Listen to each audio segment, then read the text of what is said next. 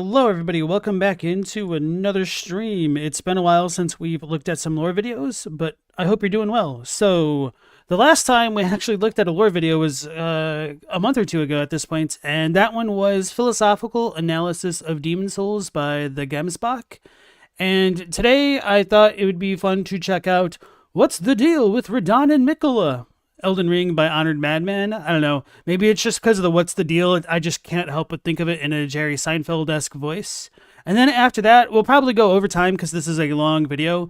But this is one that I've wanted to check out for a very long time. It's called Why Do You Always Kill Gods in JRPGs by Moon Channel. I do have some preliminary thoughts about that, but I'll just kind of save that for when we get to that portion of the video. So anyway, nice to have all of you guys again. Astinex was in here super early. Nice to see you. Then we have True Connoisseur, Iron Man, and that's it so far. Oh yeah, and that's true, Iron Man. Acer does, or Acer, no, he calls himself Acer. He does have his third video out, and that one was about madness. Maybe we'll watch that one tomorrow then. Okay, so anyway, since we'll definitely be going over time today, without further ado, let's go ahead and check out Honored Madman's What's the Deal with Radahn and Miquella?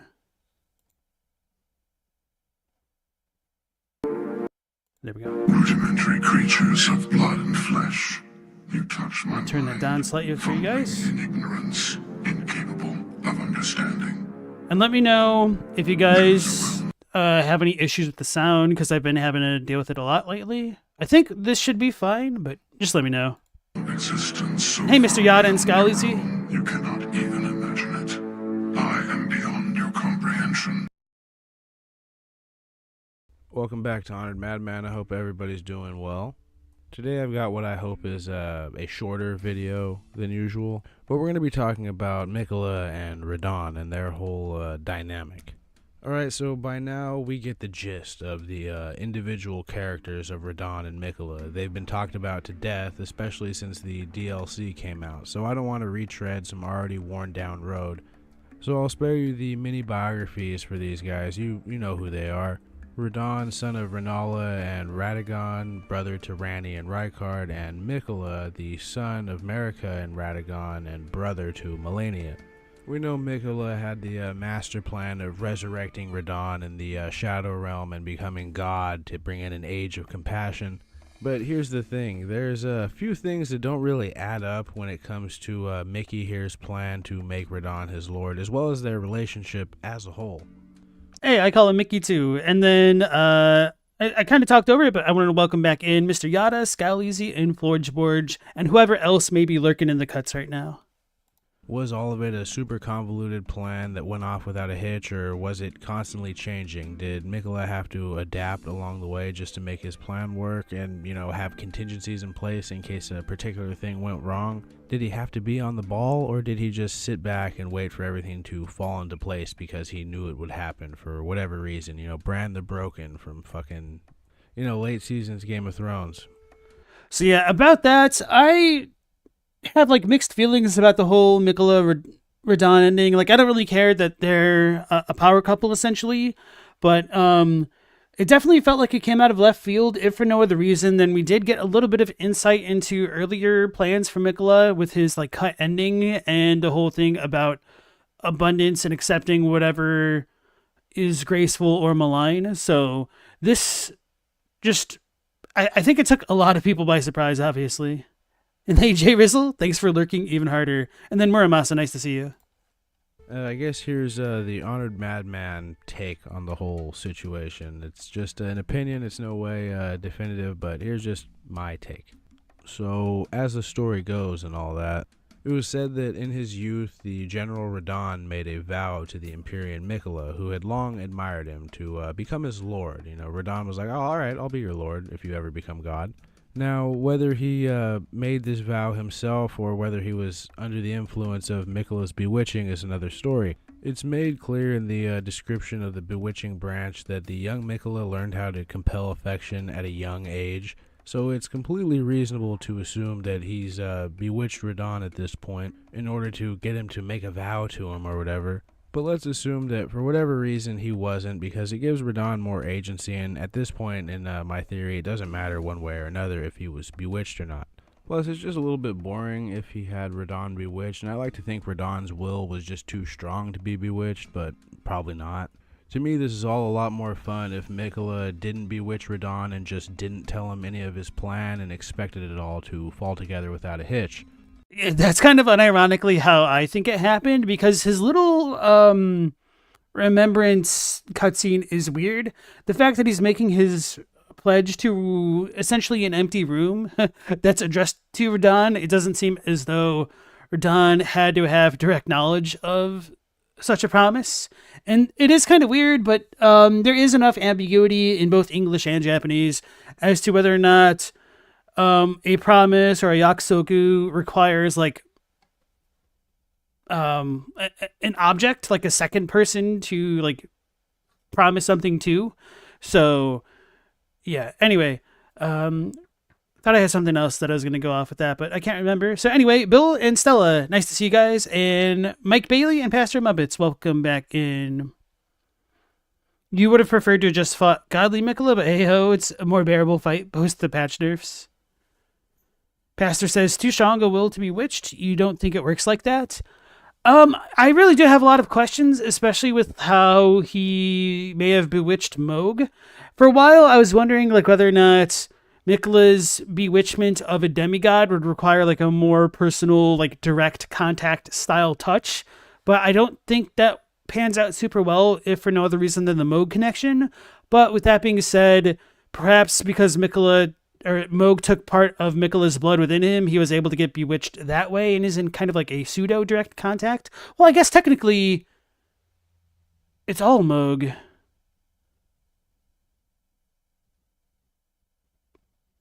The Moog body is bewitched, but the Radahn's soul, it's kind of strange, I guess. I know I said at the beginning of the video that I wouldn't retell these two characters as individual biographies, but there's a couple things that I need to mention about Radahn that I think are important, that are definitely worth mentioning in the context of this video. So obviously Radahn is known for famously defeating and imprisoning the stars, which resulted in his sister Ranni's fate being halted, putting her own plans of ascension on hold. Now all we're told about this is that he possibly did it to save Celia from destruction, but we also know that he learned gravity magic specifically so that he could challenge the stars, so it seems like this was premeditated. Maybe the Celians teaching Radahn how to literally hold back. This is completely irrelevant, but I just love the Steam frame rate counter at the top right there, 56. Maybe the Celians teaching Radahn how to literally hold back destiny was enough to paint a target on the town's back, so to speak. I mean, shit, Celia is a Nox town, and the Nox have a long history of pissing off the Greater Will. It wouldn't be the first time one of their cities was destroyed by a star, simply because they did something that the Greater Will didn't want them doing. This incident would become known as the Star Scourge conflict, and it has its very own sword monument. It got its name after Radahn used his new skills to hold the stars in place, keeping them from destroying Celia and also putting the fates of several Empyreans on hold, or at the very least Ranni's, since she's, carrion. But we have no proof one way or the other if Radahn was doing so to deliberately pause the fate of his sister. All we know is that he learned gravity magic from an Alabaster Lord specifically so that he could challenge the stars. The damn Goron music every time. All right, Galaxy Dragon, nice to see you again. You're saying you're still not that convinced he's 100% down with Miquella because Miquella wanted an age of compassion and seeming to do this by removing free will. Sorry, I misread this. Anyway, you don't see that coinciding with Radahn's eternal war. So I think Radahn possibly could have acquiesced to Miquella's wishes/demands in the whole over my dead body kind of thing, and then Miquella may have just taken that literally and said, I bet. And so once he kills Radahn, I do think Radahn might be a little bit laissez-faire in that regard. If he is truly a big old God-free fanboy like the Lord of the Battlefield and he wants to be the Lord of the Battlefield's cub, that the survival of the fittest, he'll just go along with whatever the strongest has to say. But since the strongest had yet to be proven at that point and that he thought he was the strongest, the only way he could ever become subservient to somebody else is if they were stronger than him. And because he's such a badass, the only way he would ever follow somebody would be literally over his dead body, because he just had that dog in him, and so he wouldn't give up until his last breath, which is probably why he had that whole pact with Jaren that he needed an honorable death in combat, because that's just how he was. They will learn of our peaceful ways by force. Exactly. Scalisi says, you mean we don't even see Miquella and Radahn talk? If you want to be really mean, the memory only shows Miquella talking to himself. Yeah. Muramasa says, maybe Miquella used some Rao civilization's ancient soul manipulation techniques to put Radahn's soul into Mohg's body. That does very much seem like the case based off of the like white bark scroll, whatever it's called, the one that you get in the specimen storeroom. And it's so weird because Ansbach says that Marika did the same thing, but what's going on with Miquella doesn't quite seem like the same thing. I've got a lot of questions about that because although Miquella discarded Trina, he doesn't seem to have the same kind of dual nature that Marika and Radahn have. And so I wonder whether or not Miquella in his spectral form would eventually become part of Modan, like the Mohg-Radahn hybrid, and whether or not it would eventually become his body as well, like literally. And I've also wondered whether or not Miquella is controlling Modan's body like a puppet. But anyway, that's kind of going a little bit beyond the point here. So with Marika potentially performing the same rites, I don't know if that's just like Ansbach's guess and things may have been different, but her situation does seem to be somewhat different than Miquella's for whatever reason, and I'm wondering whether or not she's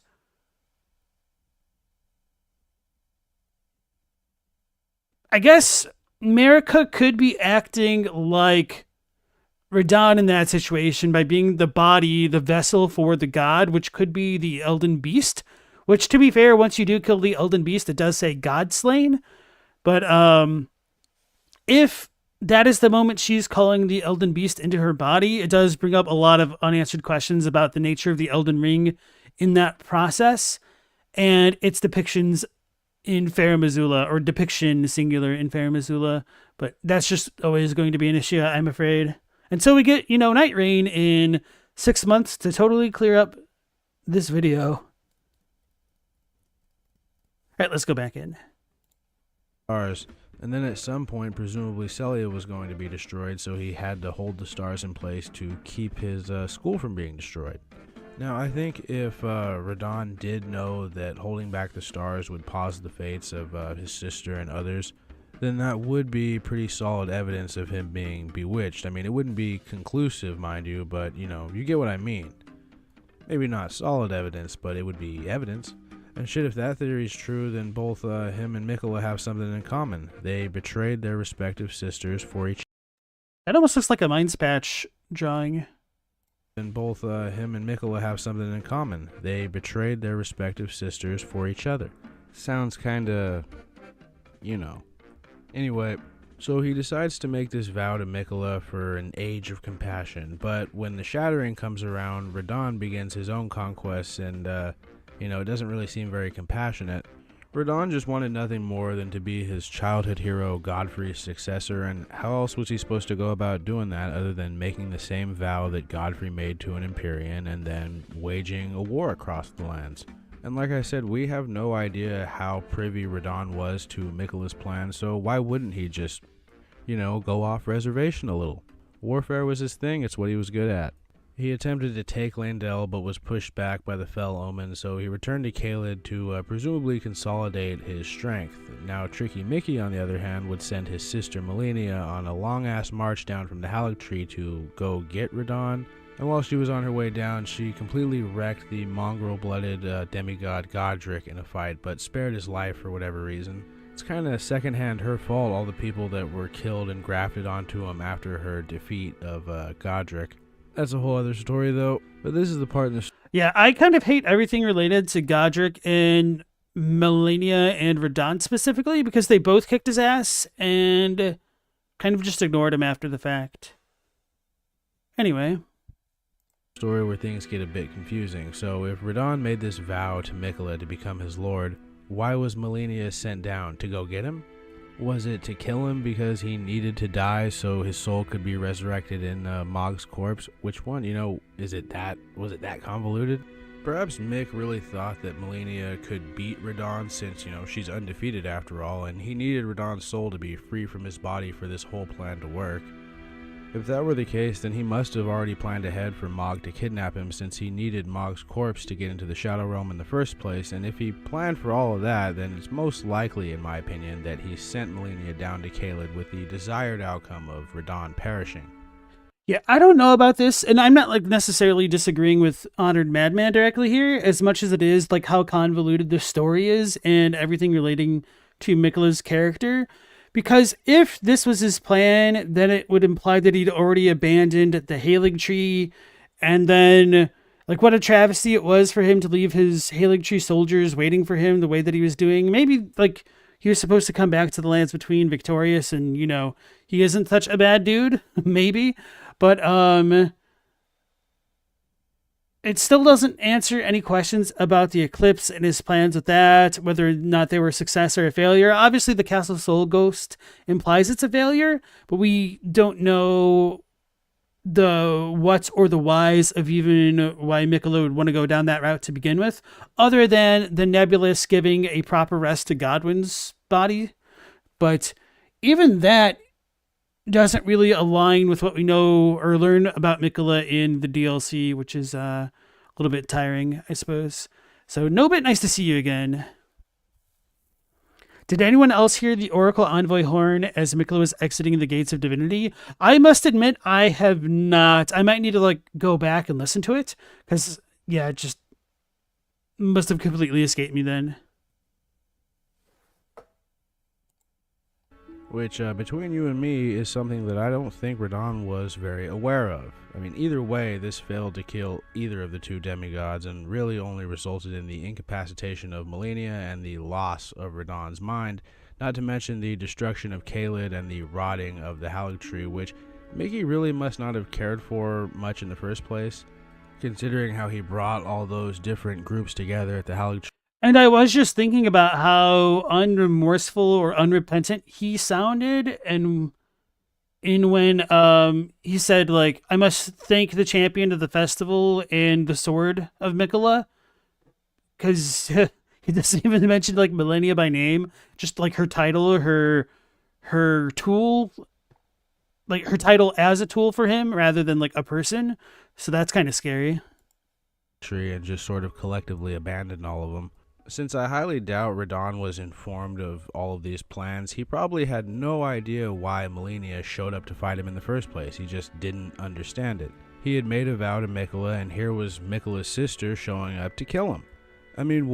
Well, to be fair, it was the Shattering War, and they were all vying for power. I think that could be motivation enough for them to lock helmet horns, at the very least. Hey, Adlai, nice to see you again. What other reason could they have fought over other than Miquella having ordered Malenia to do so? And Malenia doesn't have much agency of her own, after all. She's basically just a weapon that Miquella has in his arsenal. Not really an independent thought floating around in that head of hers. Although that could be that her mind is completely rotted away.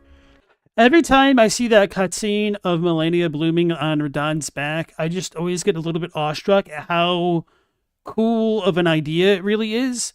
Because, all right, so this will be a little bit of a hot take, so my apologies to all you fans of your husbando ahead of time. But, for example, in Yu Yu Hakusho, Kurama uses, a lot of flowers and stuff, and it comes off as being, a little bit, trying to think of a good way to describe it.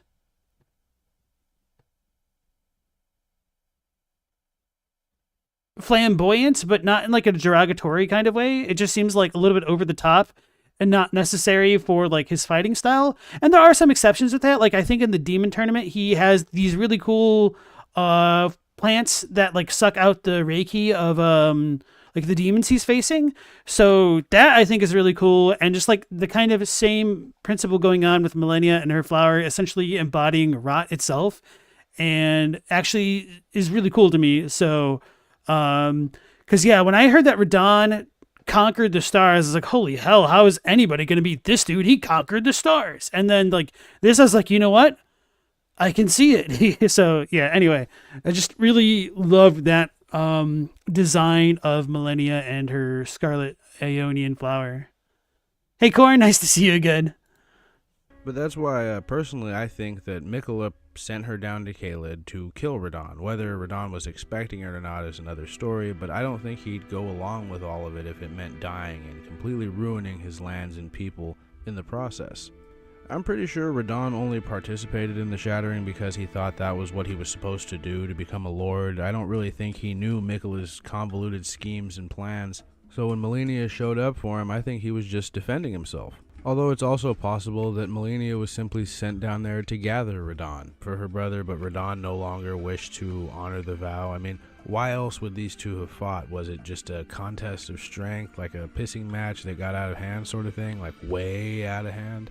Did Radahn not like that Malenia had gone around saying that she doesn't know defeat after defeating Godric, the weakest of the demigods? And even if this was all a part of Miquella's grand, convoluted scheme, I highly doubt that Radahn was down for it, or at the very least even made aware of it. Radahn sure didn't fight like his intention was losing. This is the same guy who held the literal stars and cosmos in check to protect his high school from getting destroyed. There wouldn't be a chance in hell that Radahn would be down with this plan of Miquella's if this is what it entailed. This is famously the fight that resulted in the complete nuking of Caelid into a Red Wasteland Ozzy Osbourne album cover world. Wasn't expecting that reference. So anyway, how did you guys feel about Malenia whispering to Radahn in that cutscene? Do you guys think that it was always intended that she was saying something to the effect that like Miquella awaits you or something like that? I don't remember what the actual quote is in the DLC. So, Mao Ondo, welcome back in. Ondo says yes. Global says Ozzy Osbourne because of the closed captions. Okay. Miquella awaits the promised consort. Thank you, Adlai. Mr. Yada said it was something you weren't aware of initially, but you don't have any strong feelings either way. Fair enough. Madman's officially old. Shut up. Jay Rizzle asks, why else did they smash on? Just to become like the new Elden Lord, potentially. Pastor despises the argument that Malenia doesn't have agency or individuality.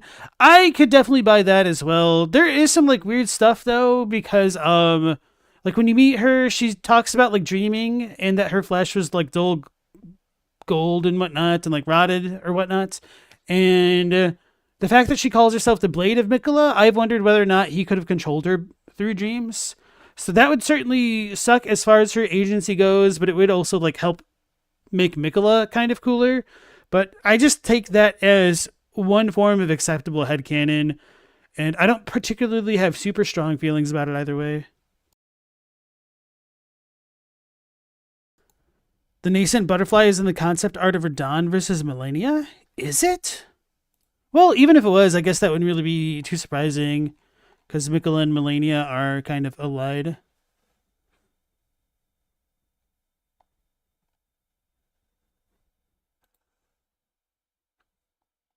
Pastor says loyalty to your sibling isn't that hard to comprehend. Apparently, you may not have watched The Simpsons or had a relationship like Bart and Lisa. Nah, I'm just teasing you. You think Malenia yielded to Miquella as she had the worst of the two curses? Obviously, it would be in her interest to help Miquella if he is indeed trying to cure her of her scarlet rot, which she was trying to keep at bay, but she knew she couldn't do that against Radahn.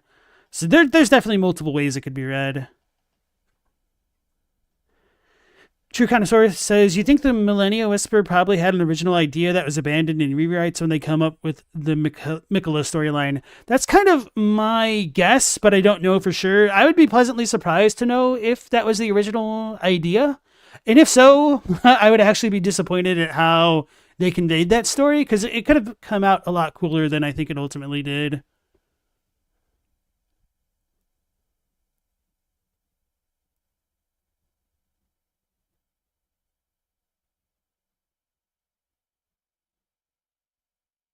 You like the idea that Malenia chose to become Miquella's shadow and sacrificed herself for his ambitions? I think that's fair as well. All right, let's go ahead and dive back in. You know, forcing his men to fight off this unending battle against the encroaching corruption of Malenia's Bloom and the Scarlet Rot, his domain changed overnight, and definitely not for the better. Once again, I'm supposed to believe that General Star Scourge Radahn, the guy who held the stars in check, imprisoned the very cosmos, and viewed himself as this heir to Godfrey's warrior spirit, that he would allow all this to happen so that he can usher in an age of compassion with a four-armed twink? A world where he will never get to fight or wage war again because everybody loves each other. And what's Miquella gonna do when Radahn needs another war to fight? Is he gonna send him into the Badlands to go die? I think it only makes sense that Radahn changed his mind about the vow, or that he was bewitched when he made the vow and it somehow wore off when he was fighting. So, I understand where Madman's coming from, but I think we should also ask the question, like, what the hell wars is Radahn even fighting at that point in the history of the Lands Between? We don't really get a direct parallel between him and like Mesmer and the Crusades, so maybe he helped out there, maybe he didn't, maybe he was doing other stuff. But it kind of sounds like to me, and I could be wrong because this is all just a vibe-based thing and we have no explicit information one way or the other, but that once Marika wed Renala, that a pretty much a ceasefire truce was established across the Lands Between. It really sucks that we know virtually nothing about the Shadowlands and its presence within the Lands Between in the before times. But at the very least, once Godfrey left, it was because there's nobody left to fight. So other than the stars, like Radahn had nobody to fight. So he's like, okay, if no one's here, I'm going to go across the galaxy to find some enemies, which essentially he did. So, yeah, other than the stars, I feel like this might be trying to lean a bit too heavily on the anti, like, oh, he has no war to fight. Like, why would he go along with this? I don't necessarily think he wanted perpetual war as much as he wanted like a perpetual challenge, which I mean, kind of goes hand in hand together there, I suppose. But anyway, my overall point is he's going to run into that issue sooner or later. Like, once you solve the shattering, like, there's no more war after that. So whether or not he wins or Miquella wins, war should theoretically come to an end, unless he just like wants a perpetual civil war for him to like literally 1v1 everybody in the Lands Between. That would be really funny.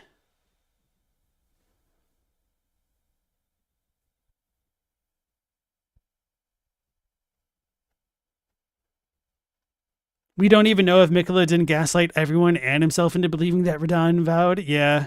Well, there is like the Freya thing, but yeah. It's really curious how she learns about it too.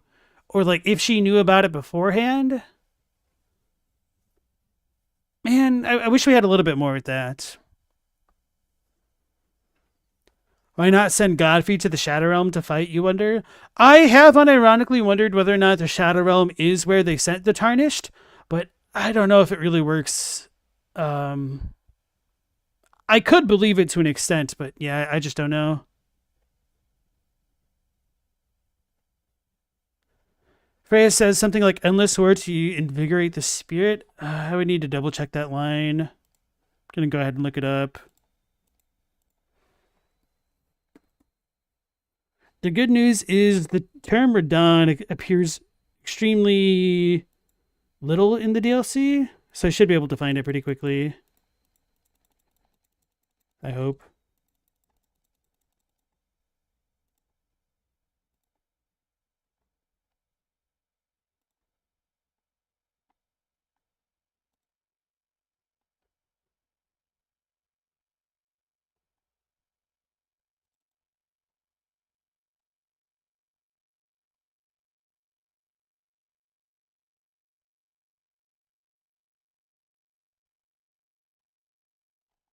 Found her. Oh, wait, hold on. Okay.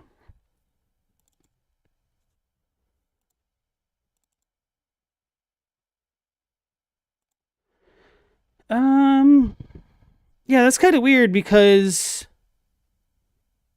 For some reason, Freya thinks that there would be an endless war if Miquella becomes Elden Lord or God or whatever you want to call him.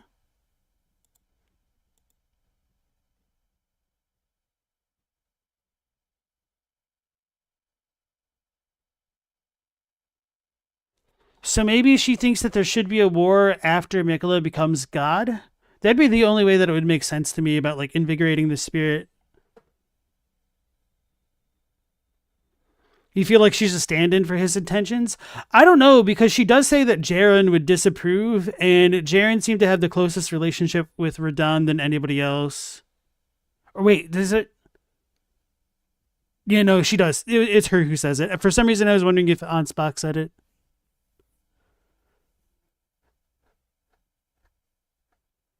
No, but it says the rested anchor says the tarnish left the lands between via boat, except for one of them. I do believe that is written as hearsay, and we do have like the odd case of Jaren sticking around and potentially Sullen as being a tarnished. It's kind of annoying, like how certain enemies are coded as tarnished, even if they may not be. What am I doing? Okay.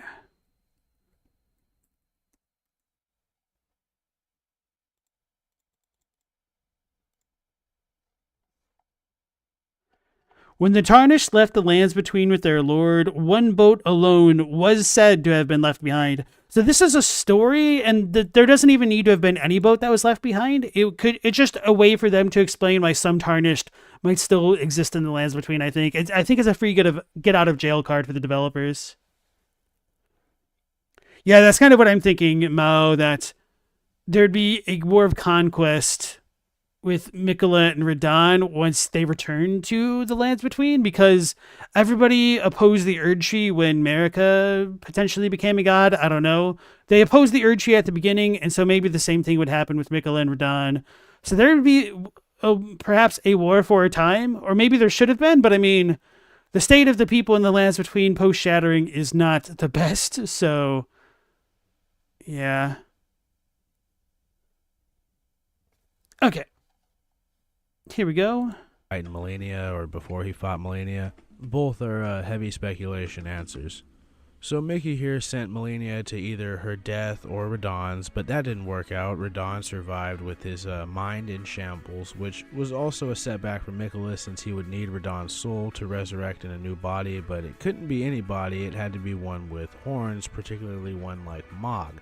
I think this is probably done to redeem Marika in the eyes of the Shadow Realm and the Horn Scent, but it's honestly anyone's guess. Could just be due to the Tangle Hordes that Mog possesses make it easier to soul transplant into his body. When Horn Scent had Tangle Horns, they used them in divine rites such as spirit calling or channeling the divine, bringing in storms. All that could have just added to what made Mog the perfect candidate. But Miquella didn't like Mog much. His body, though, would serve as a suitable vessel, but the resurrection couldn't happen until Miquella reached the gates of divinity in the Shadow Realm, which was a ways down the line as far as his plan went. It's also a whole other story that I won't get into here. Anyway, by the time Malenia and Radahn finally fought each other, Miquella was already secretly kidnapped by Mog, who was either already bewitched or became so shortly after the kidnapping. Now, one of Mog's knights did notice this and challenged Miquella to a duel, and the guy even landed a blow on a certified Empyrean, but it didn't matter. His heart had been stolen by Miquella, just like his master Mog's corpse after the Lord of Blood's untimely demise. Miquella then used the corpse to somehow access the Shadow Realm that had been sealed off from the rest of the lands between for quite a while. We pretty much know the story from there as far as Miquella goes.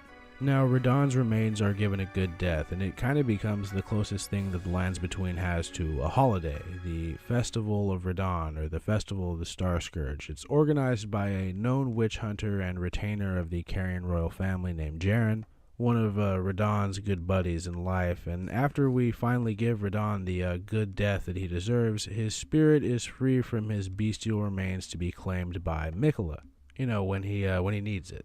Both his physical remains and his spiritual ones are eventually harvested, his ghost by Miquella, obviously, as I said, and what remained of his body by the warrior jar known as Alexander Ironfist.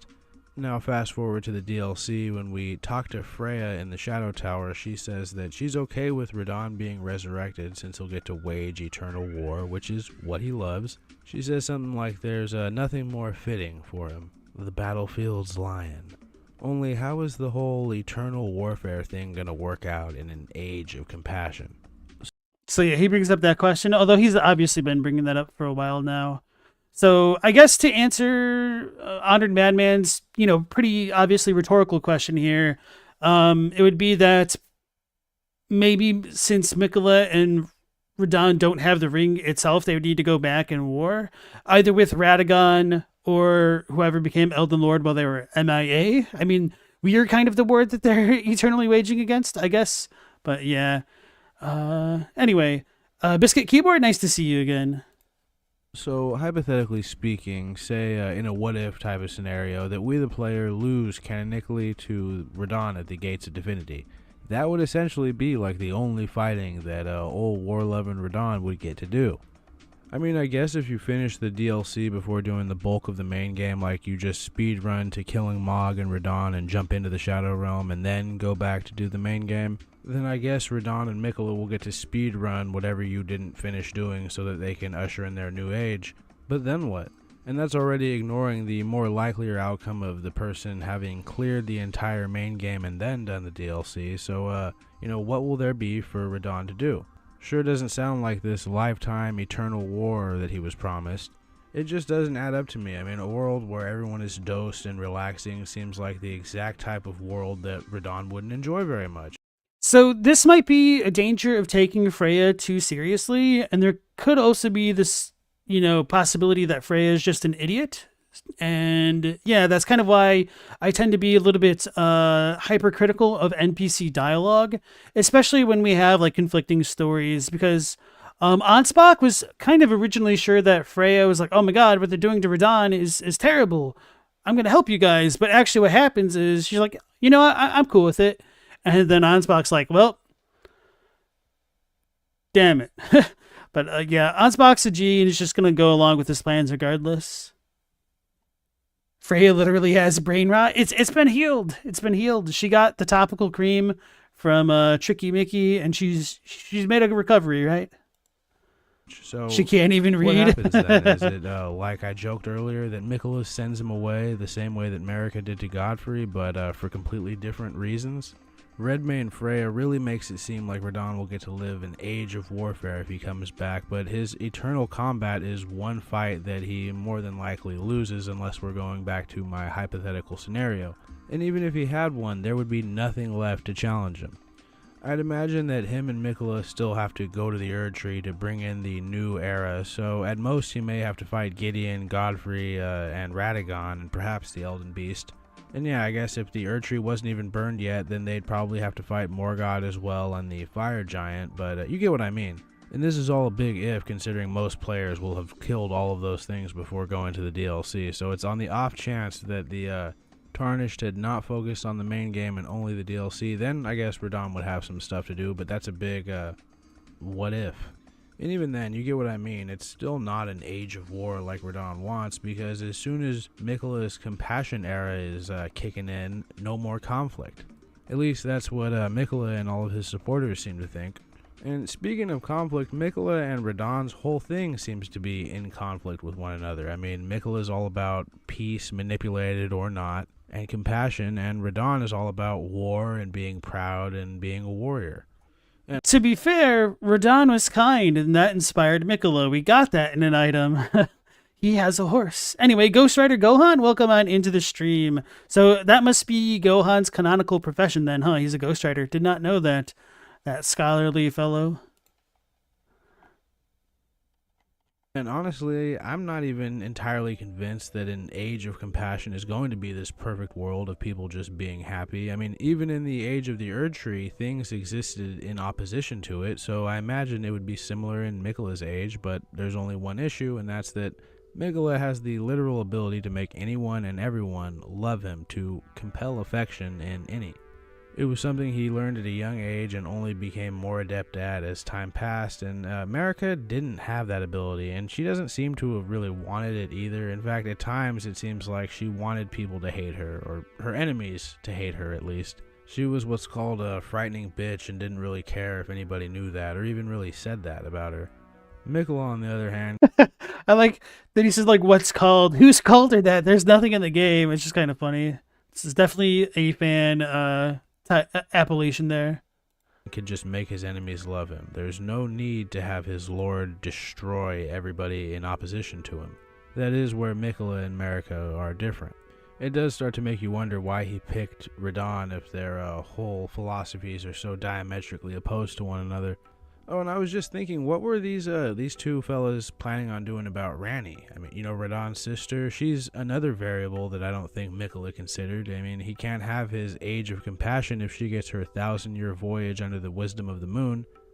She's not simply some enemy that he can just point Radahn at and say, kill. She's a powerful witch, and I think that entails that she herself cannot be bewitched, but who knows? And even if she could, That actually would be a really cool thing to see. And it does kind of suck that if you follow like Ranni's storyline, that you can't get her on your back while you're fighting Miquella, so you could do your own damn epilepsy-inducing light attacks, whatever you want to call them. That would have been super cool. Or, of course, you know, the original story for the DLC where you fight Godwyn as a kaiju with Ranni piloting your tarnished mech suit. I don't know. Obviously, I'm joking about that, by the way. So anyway. She also is a master of hiding, and then there's also the Black Knives, who, judging by the number of them in Ordina, the access point to the Hallowed Tree, I'd say they really fucking want Miquella dead. So I understand that there would be some fights to go if Radahn hypothetically beats us at the gates, but I don't even think Miquella is fully equipped to deal with those Black Knife assassins or even Team Ranni. I guess he could just be... I mean, did Honored Madman not fight Radahn? Did he just like choose him with like the super defense-oriented build where you take all the hits and still beat Radahn? I don't know. I mean, Radahn could probably solo quite a number of the Lands Between. Granted, Miquella does not have Ranni's one-hit kill of the Tarnished, so she is kind of still canonically stronger than Miquella and Radahn to an extent.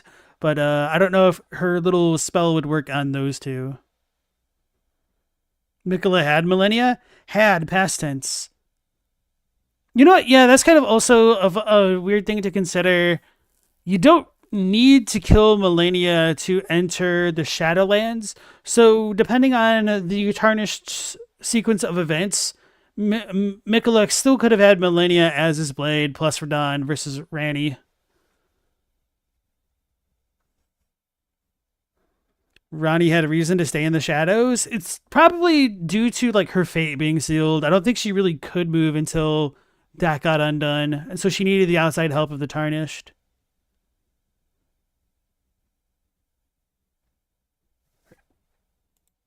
Witch them all if they try to kill him or Radahn, but they aren't exactly the type to attack him up front though, so it's not really either of those factions' style to just face someone, especially if they've got Radahn as their major chess piece up front. They would go about assassinating him or taking him down in some other way. And it's not even like Ranni's team and the Black Knife remnants are even in cahoots anymore. They're also opposed to each other, but they'd also be opposed to Miquella and Radahn as well, so that's a whole thing. Also, on a sort of unrelated note, I think... So Iman asks, what little spell of Ranni? Okay, so if you try to give her Celivis's potion, and then she's like, I hate you, get out of my sight, and you continue to talk to her, she'll say, like, I hate the stench of your lion breath, or something like that, and then she'll just one-shot kill you. You just fall over dead. That Marika would be sort of enraged at the idea of her son redeeming her in the eyes of the Hornsent, especially in the convoluted way that he did, you know, taking his stepbrother's soul and stuffing it into his horned half-brother's lifeless corpse at the gates. Well, to be fair, Marika does tell them to become a lord or a god, so I don't think she would have particularly had too many qualms about Miquella's methods, but who knows. Divinity, it just seems like something she wouldn't be too thrilled by, especially considering that she wanted to be God for another 1,000 years. Also, Saint Trina, Miquella's other half, seems to think that becoming a god will change Miquella like it did with Marika, and even before becoming a god, he'd already done some pretty fucked up things in service of his happy ending. It's not exactly unreasonable to think that the Age of Compassion won't be this utopia that some people have painted it as.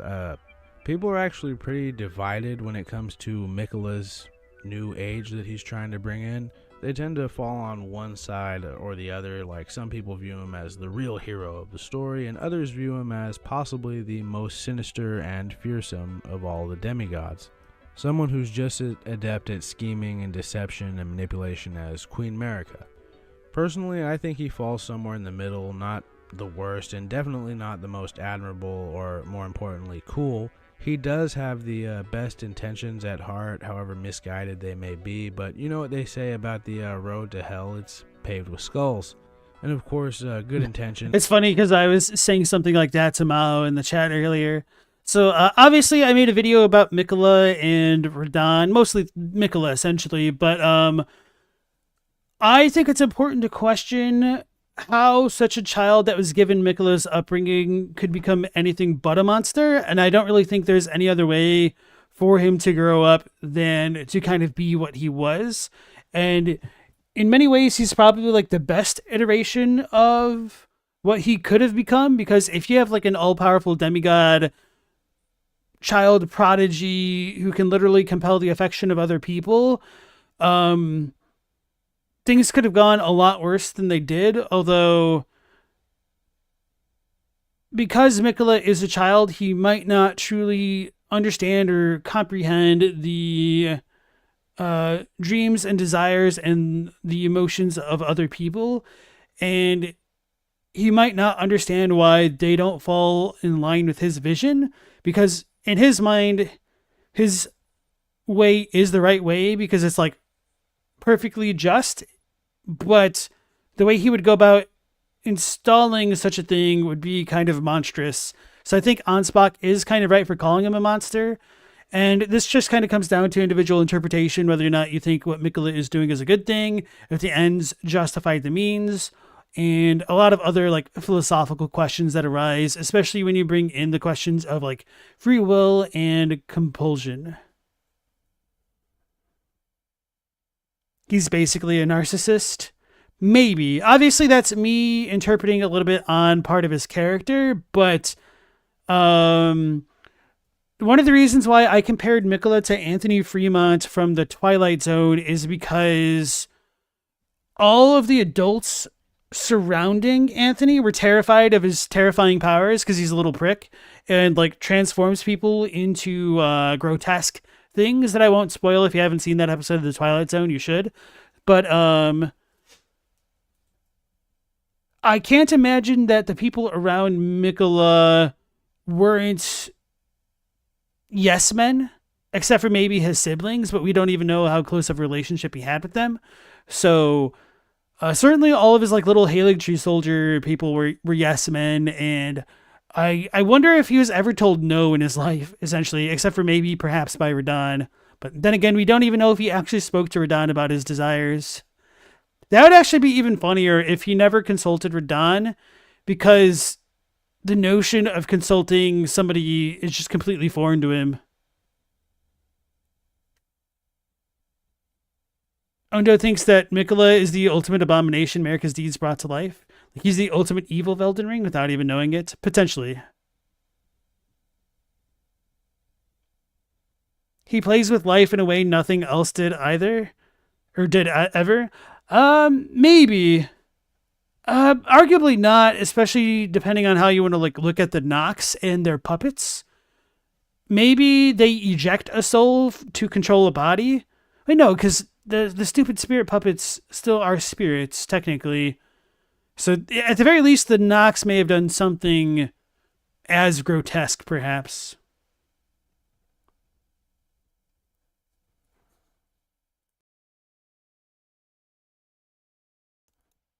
Mao thinks what Ronnie did was worse. I don't really want to get into the semantics of like good and bad in terms of like the demigods and their actions, but keep in mind that I have a fake profile picture of a failed Lord of Frenzy to represent my character here on the stream. So I'm not Team Ranny.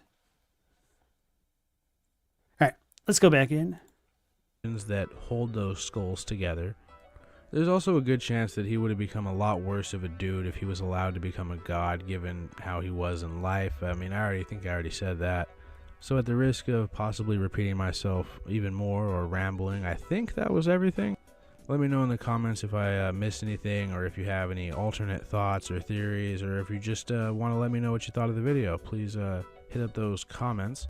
I do understand why a lot of people think Miquella is a hero, but I'll always probably disagree. He's just somebody who thinks he knows best, and his schemes almost took him to the top, so I do respect it. But this whole outcome of the promised consort Radahn reveal at the Gates of Divinity sort of reads like Griffith from Berserk's Wet Dream. I'm not saying that's what Griffith wants to do with Guts, but if he could do that to him, he would. Anyway, I imagine Godwin was Miquella's first choice, but Marika had him killed to hinder that plan, so I guess he had to improvise. But that's a theory I'll have to save for my Queen Marika video that I really need to get around to doing. Anyway, as always, I hope you guys found the video to be at least somewhat informative, amusing, or entertaining, and if you liked it, please like it. If you disliked it, please dislike it, and if you like hearing me ramble on about lore and the occasional odd topic, then please consider subscribing. We're about to hit that 30K mark, big deal for the channel. And if, for whatever reason, you feel like supporting this channel and all of its endeavors, please hit up the Patreon that I really need to link in the description, but I keep forgetting to do. That's enough of all that, though. Let's have our outro and then some final thoughts, shall we?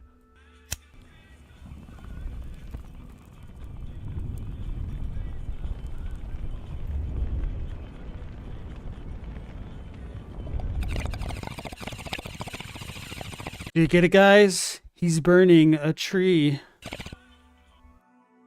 You know, I was also just thinking that if Marika's whole Golden Order was built upon a foundation of lies, how would Miquella's Age of Compassion be any different? It's just built upon a different set of lies. Although I do suppose both Miquella and Marika would be able to blame this on the false guidance they received through the two fingers from the Greater Will, who was probably just making it up as they went along. You know, Metyr only ever got one sign or signal from the Greater Will, and who really knows what the hell that was. And even then, that signal it received was probably misinterpreted. Think of that Tree Minder's quest in Fallout 3, where Harold, the tree man, he just wants to die, but both of the leaders of his followers, the cult of hippies, the Tree Minders, well, they both interpret his dying wish, or his wish of death, differently to suit their own ends and narratives for what they want the Oasis to be. I mean, I'm getting off track here. This video is just supposed to be about Radahn and Miquella's whole relationship. One thing I am wondering about, though, given Radahn's Carian heritage and Miquella's own good ties with the family, is did their supposed vow quite possibly happen at the Church of Vows under the watchful eye of Muriel? I mean, that guy seems privy to a lot of the world's secrets, so why not this one, especially because he considered the marriage. Yeah, it really sucks how the Land of Shadow just seems to slip Muriel's mind when he's telling us about the history of the lands between.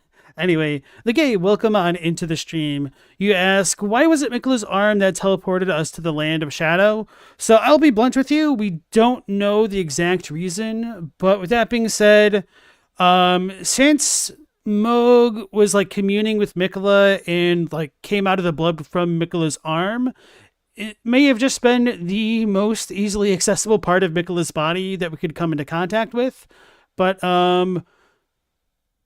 that's just kind of like a cheap cop-out answer, essentially, because we don't really know why that works. Just because From wanted it to go that way. Maybe it's supposed to go part and parcel with how you can kind of get teleported to the DLC in Dark Souls 1 through the hand of Manus, essentially. It's just a little bit of a theme for them at times. How did he come up with Muriel now? Well, I mean, he was just burning a tree a moment ago. Global wished FromSoft added like one base game illusion to anything in the DLC. Why stop at one? Why not all of them?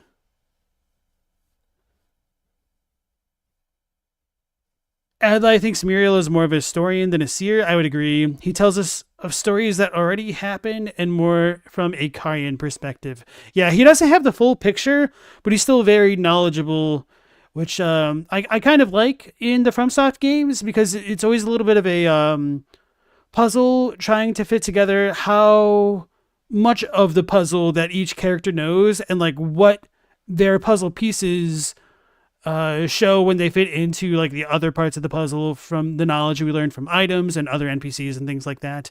And then sometimes we have puzzle pieces which are misshapen because they're like inaccurate. So like we were talking earlier about how Freya could just essentially be an illiterate idiot. She may not have truly understood Radahn's intentions, and that should also be considered when talking about Radahn's quote unquote endless war if you were to be revived by Miquella.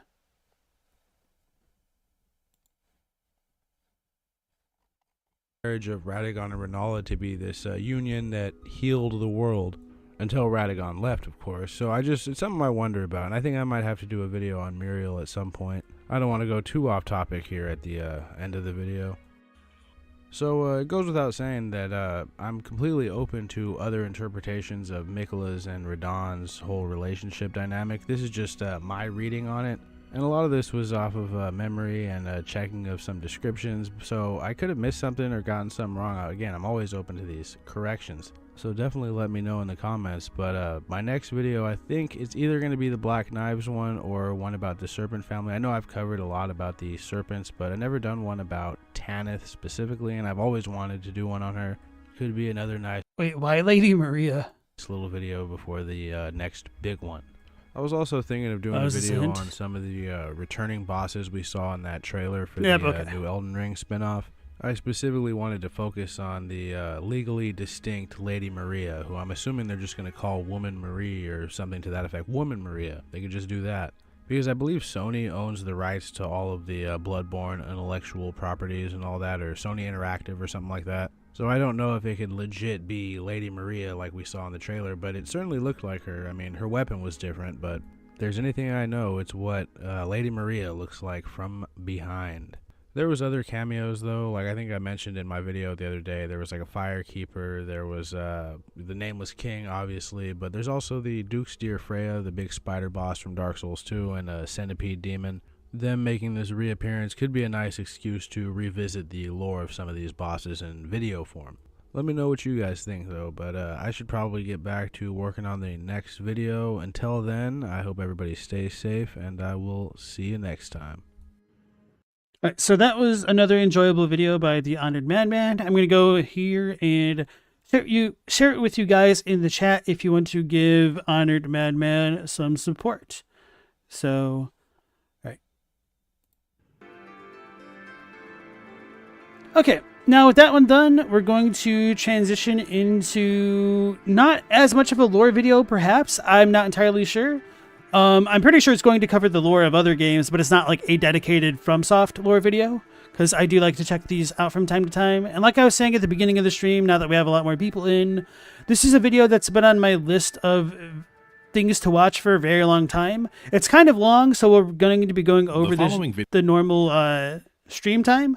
So just be ready and buckle yourselves in for Why Do You Always Kill Gods in JRPGs by Moon Channel. The following video contains heavy plot spoilers for Persona 5, Final Fantasy VII, Chrono Trigger, Kirby and the Forgotten Land, and Elden Ring. There are lighter spoilers as well for many other Japanese games scattered about the video, so please proceed with caution. I'll be honest, I did not finish Persona 5. I kind of fell off of it after the tutorial I always joke, which was about like 40 hours of gameplay. I'm not as big of a fan of the newer direction for the combat in the Mega 10 games, like the add-on system, whatever it's called. But anyway, that's not too important. I'm just kind of really bummed that I fell off the game because I was really looking forward to Persona 5. So anyway, I'm going to be spoiled because I actually don't know like too much of the end and anything like that. All right, Ondo, thanks for joining us, and then you take care and appreciate that. Thank you. Japanese role-playing games, or JRPGs, are notorious for their many tropes: gigantic unwieldy weapons, level grinding, complicated plots, and funny hair among them. However, one trope in JRPGs that has always stood out to me is how often you end up fighting a god, usually as the final or secret boss of a game. Yeah, and in Shin Megami Tensei 2, you literally fight like the Abrahamic god. It's like they don't even censor it. Well, it's because they didn't bring it to the West, so no need to censor what didn't need to get brought up. Moon Channel viewer Rando on the internet points out that even in games where the gods of a universe are not involved in the game, one often ends up killing a god anyway. Take, for example, the Octopath Traveler series. Oh no! A light spoiler warning for both games, by the way. In Octopaths 1 and 2, the secret boss you fight at the end of the game is Galdera the Fallen, one of the 13 gods of that game's universe. These fights come out of essentially nowhere and only nominally tie back to the rest of the plot in a convoluted manner. Why even bother shoehorning a god fight into these games? What's the point? Why does seemingly every JRPG from Power scaling there, obviously. Dragon Quest to Chrono Trigger to Final Fantasy to Pokemon to Persona feature god slaying? And is this trope even limited to just JRPGs, or is this just a Japanese game trope in general? After all, you kill gods in Kirby, in Nioh, and in Elden Ring as well. Well, the answers here are surprisingly complicated, especially if one is only familiar with a Western cultural context. Oh yeah, I meant to give a little bit of my hot take predictions at the beginning of the video. So I think part of the reason why you tend to kill many gods in JRPGs is because of the pantheistic nature of Japan's religion over millennia, essentially, where deities aren't quite as divine as they are in the West, which I'm assuming is what he's going to be talking about right now. And so they like Kami, this probably isn't the best parallel, but like it's kind of hard talking about the concept of God or gods in the West because our language is so Christian coded that whenever the term gets brought up, it brings connotations that relate to the Abrahamic, Christian, Jewish, Muslim God. So it is a much stronger form of monotheism than gods implied in other religions compared to like Greek pantheon or, you know, the Roman pantheon, which is essentially the Greek pantheon plus some others. So like gods aren't necessarily like always all powerful, so they're just kind of like powerful beings, and there's a little bit of a distance that's hard to hurdle over in the languages. And then Matt B, welcome back into the stream. You've never killed God in Dragon Quest, by the way. I mean, he's probably just making parallel points, and there's always like the difference between like a god, capital G God, versus little g God, but you are right about the Dragon Quest thing, but like the whole Kefka thing, he is certainly not like the god, but he is godlike with the access to powers that he gets. Like my man's literally smites people and spites them from the clouds on heaven in the second half of the game. So yeah. The Greek and Norse pantheons are more of superhumans than gods, very flawed, unlike the Abrahamic god. Yes. Hey, Meow Laser, welcome back in. Religious tradition views gods, immortality, and deification in very different ways than Western culture does. I'm going to forewarn you that this video starts off quite heavy in the history and then gets quite philosophical by the end. And in the process of discussing this topic, we will be exploring very heavy themes like nihilism, social isolation, and economic turmoil. So please proceed with caution. God slaying in Japanese games and media comes from a cycle in Japanese history of false gods, corrupted utopias, gods being overthrown and new gods taking their place. And the emergence of this trope to such extremes in modern Japanese media comes as a result of a new historical cycle of false godhood reaching its zenith in the cultural perspective of Japan. But first, a word from today's sponsor, NordPass Business. If you are like me and you run your own business, you know how hard it is to keep track of the many accounts and passwords you have while keeping those accounts and passwords secure at the same time. My paralegals might need access to the office's Cordy electronic filing account, or Pacer account, or SEAC account. How can I keep these incredibly important accounts secure, while also giving my staff the access that they need? Well, the answer is NordPass Business. NordPass allows you to store and access your online accounts from anywhere. It keeps track of your passwords without needing insecure solutions like notebooks or post-its. Did you guys hear about like that honey scam that was like a video was just posted yesterday or the day before where like the honey browser extension has been like ripping off both people who've installed the add-on as well as like the content creators that they were allegedly sponsoring? It's some kind of wild stuff. So like content creators would put like affiliate links into products that they're being sponsored to like show off. And then the honey browser would hijack those links and say like, oh, we've found you like the best coupon, or oh no, we haven't found you any coupons. And, like no matter, even if they didn't find you a coupon, if you clicked somewhere on the browser, it would essentially hijack that content creator's referral link and put in their own affiliate link in its place. It's terrible. It's like straight up fraud. I can't believe that it went on as long as it did. The honey thing is crazy. Yeah, really. Hey, Mercy, nice to see you again. Also autofill payment information securely and detect data breaches for you. And you can give and revoke rights to different accounts with just the click of a button.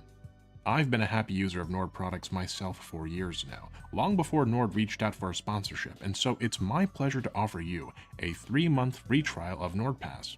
Just go to nordpass.com/moonchannel and enter the code moonchannel. Check out the description and pinned comment for a direct link. Let's get back to our discussion now, by briefly visiting this trope in Western games. In Western games, I posit, one ends up killing a god for these reasons. Number 1, to prove to yourself, the player, that you have achieved something great. Number 2, to prove to others, both in-game and in the real world, that your accomplishments make you worthy. And number 3, because the highest stakes one can escalate to are gods. But in Japanese games and Eastern games in general, killing gods is not just for stakes. It is a complicated social metaphor which requires a substantial understanding of Japanese history, of Japanese culture, and of Japanese religion to completely contextualize. So let us start on our journey towards understanding then, by constructing the foundation we need for context. We'll begin with a look into East Asian culture, history, and theology, and identify the characteristics intrinsic to the Japanese cultural religious cycle. In so doing, we'll see how religion has shaped Japanese perceptions over time, and what that means for the contemporary Japanese person's perception of their modern existence. We will also look towards the latter half of the video at some JRPG examples and Western comparisons. But let's not get ahead of ourselves. Instead, let us start our tale like any good JRPG, at the very beginning, with the religious history not of Japan, but of China. Here we go. The history of Japan and China are closely interrelated, and the religious history of these two ancient cultures is no different. But to specifically understand the nature of god slaying in Japanese video games and media, we must understand what a god is in the Eastern cultural context, and to do so, we must start with China. If you're familiar with Chinese manhua, then you may already be familiar with the spirit cultivation genre, known also as xianxia. Xianxia, or spirit cultivation, is like Chinese high fantasy. Yeah, I had no idea how to pronounce that. I am kind of somewhat familiar with this stuff, but like not crazy amount. So I'm assuming he's going to like tell us what it is, but it's essentially just like the Chinese martial art type shonen tropes. The rough equivalent like Crouching Tiger, Hidden Dragon type stuff. Of the Western genre of elves and magic. And just as how Tolkien wrote Lord of the Rings with some biblical inspiration, and some inspiration from Norse, Germanic, Greek, Celtic, and even Slavic mythology, Chinese high fantasy also has religious roots, namely in the traditions of Taoism. It's not entirely clear when Taoism first emerged in China, but the earliest arguable Taoist work is the I Ching, the Book of Changes. The Book of Changes was initially written sometime between 1000 and 400 BC. During this time, it would grow from being a mere divination manual, which to this day inspires mechanics like elemental weaknesses in East Asian games, into a substantial cosmological and philosophical text. And part of the philosophical text within the Book of Changes discusses the behaviors of what Western translators call the superior man. In Chinese, however, it's translated more literally as Jingzi, a prince or noble youth. It is from this root Okay, I that can we see see that. the idea of the immortal emerge into the Eastern religious tradition, intermixing along the way with Buddhism emerging from India. In the East, as it was in the West, old religious traditions tended to be polytheistic, meaning of many gods. In Chinese tradition, there is a cosmic hierarchy in which the heavenly beings or gods are placed, with Sangdi, or the highest god, at the very top of the hierarchy. Hey, Ondo, thanks for becoming a channel member and Old Lore Hunter. I appreciate that very much. Thank you. Enjoy the emotes. And then Eugene, nice to see you again. Even in the Iliad, there's an episode where one of the characters wounds a god with a normal weapon when he notices him over the battlefield. Which one was that? I don't remember off the top of my head. I'm pretty weak. I mean, I've like looked at all of the Greek myths at some point, or maybe not all of them. I've definitely like looked at them, not all of them, but I just don't remember them super well. And then I think there might also be kind of something hinted similar to that in the why am I blanking on the Norse mythology's name? In Norse mythology with Ragnarok and Odin essentially entrusting the future of the world to humans, and like the humans kind of essentially being the only ones that'll be left after Ragnarok, like the time of the gods will be over and whatnot. There's a new Game of Thrones game coming. I did not know that. I just reminded you of it. You hope it's good. Yeah, hopefully. Chinese religion is also often pantheistic, meaning there is divinity inherent to the world. All godly things are of Tian, meaning heaven. All divine things are of Sangdi, of the highest god. As such, it is not quite accurate to refer to Chinese deities. Mao says the gods do exist after Ragnarok. Is it just Sigmund after that? Because I don't remember super well.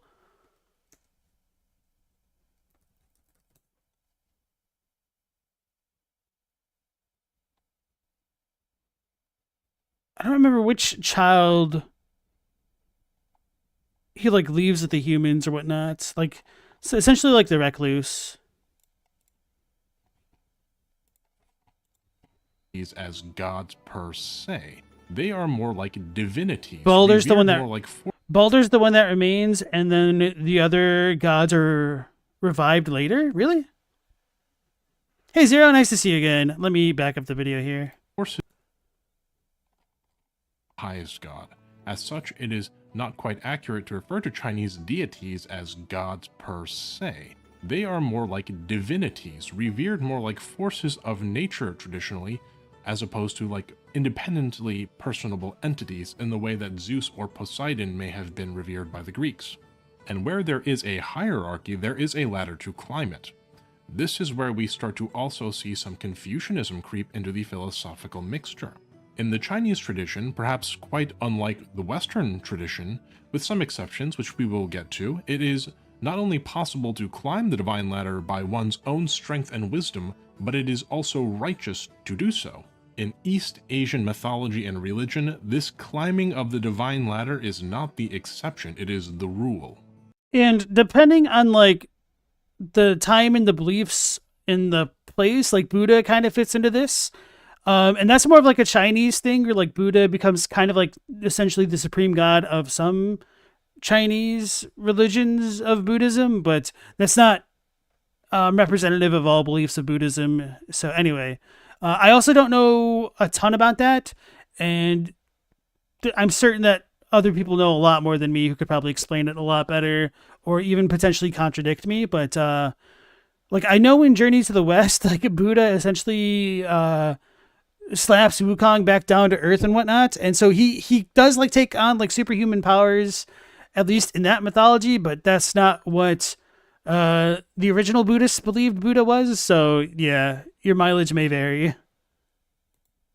This trope of great people ascending to godhood is present in the earliest texts we have concerning Chinese religious. Oh yeah, and I probably should have like explained that a bit more. So yeah, Buddha did start off as a human. So like in this weird Chinese pantheon, like as the human, he climbed up to the top and was like at the top of the divine ladder. So this kind of like goes to support what he's saying.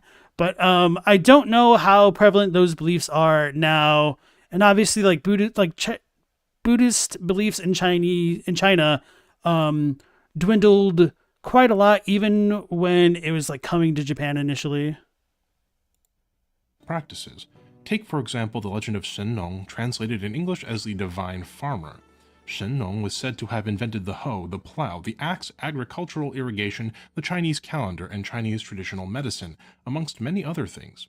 And he's revered in China and Japan to this day as a deity for his contribution. I love We can also Corridors look of at an Time. example us gamers might be more familiar with, the Chinese god of war Guan Yu, or Guan Yu. You might already be familiar with Guan Yu due to his portrayal in the Romance of the Three Kingdoms, and its various iterations in media including Dynasty Warriors. To summarize though, Guan Yu was said to have been one of the greatest warriors of the age, a match for 10,000 men in battle. The term 10,000 or wan often used as a stand-in for some uncountable number. Guan Yu died a great... And that kind of is also present within like Japanese as well. So, what is it like? I think I'm pretty confident I've seen it like throughout, my life, like looking into like just random things related to Japan where they're like, oh, there's over 8,000 kami. Well, yes, but not exactly. It's because like essentially, Yaoya, which is like 8,000 is essentially, is kind of a stand-in for like a uncountable number in ancient times. And it's not like a literal thing. So anyway, that's not too important. warrior, but was given ever higher placement on the divine hierarchy long after his passing. Liu Shan, the second emperor of Shu Han, gave Guan Yu the title of Marquis 4 decades after he passed. 600 years or so later, during the Song dynasty, Emperor Huizong bestowed the title of Zonghui Gong, translated roughly to Duke of Loyalty, upon Guan Yu.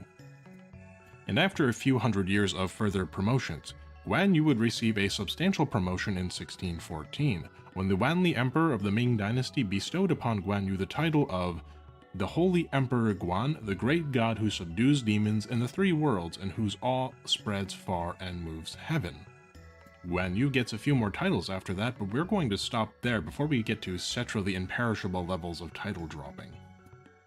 You may also be familiar with famous works of Chinese fiction and their derivatives, in which such concepts of immortality and ascension are explored at length. The anime Dragon Ball, for example, pulls inspiration directly from the Ming Dynasty novel Journey to the West, to the point where the name Son Goku is a direct translation of Journey to the West's Monkey King Sun Wukong. The takeaway is this: the practices of spiritual self-cultivation to become immortal and mortals becoming gods through great deeds are long traditions in China, and those traditions carried over into Japan. And positive godhood in Eastern culture is not seized, it is attained. Well, what does that mean? It means becoming an immortal in Chinese tradition is supposed to be, but as we will see, is not necessarily something one works towards. Yeah, and so the term immortal, as it gets translated into English, is often used in a very specific way in like the Chinese wuxia type like novels and whatnot. So if you ever look at like a bunch of Chinese novels, webtoons, or like their equivalents of anime, then you'll probably see the term immortal appear like a ridiculous amount of times, which you might think would imply that the characters are like literally undying or like immortal, like they just don't die or like don't age or anything like that. But it's kind of like they're attaining divinity, but not necessarily immortal as the way that we think of it in the West. And it just kind of shows that they're like a supernatural being. I think like Majin might be a kind of good comparison to like the Japanese way, where you just have like this kind of term that's a little bit too nebulous to translate one specific way. But yeah, anyway, like immortal seems to be the pretty agreed upon localization for whatever the original Chinese is, which I don't really know. So Divinity can be a product of birth, but it can also be, and arguably should be, a product of personal growth and cultivation.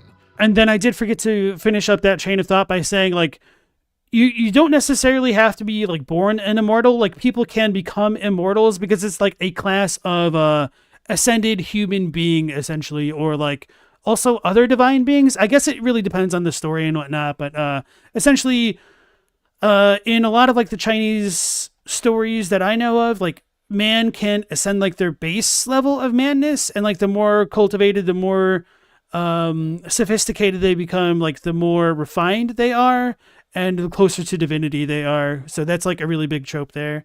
So yeah, he's doing a really good job covering this stuff as well.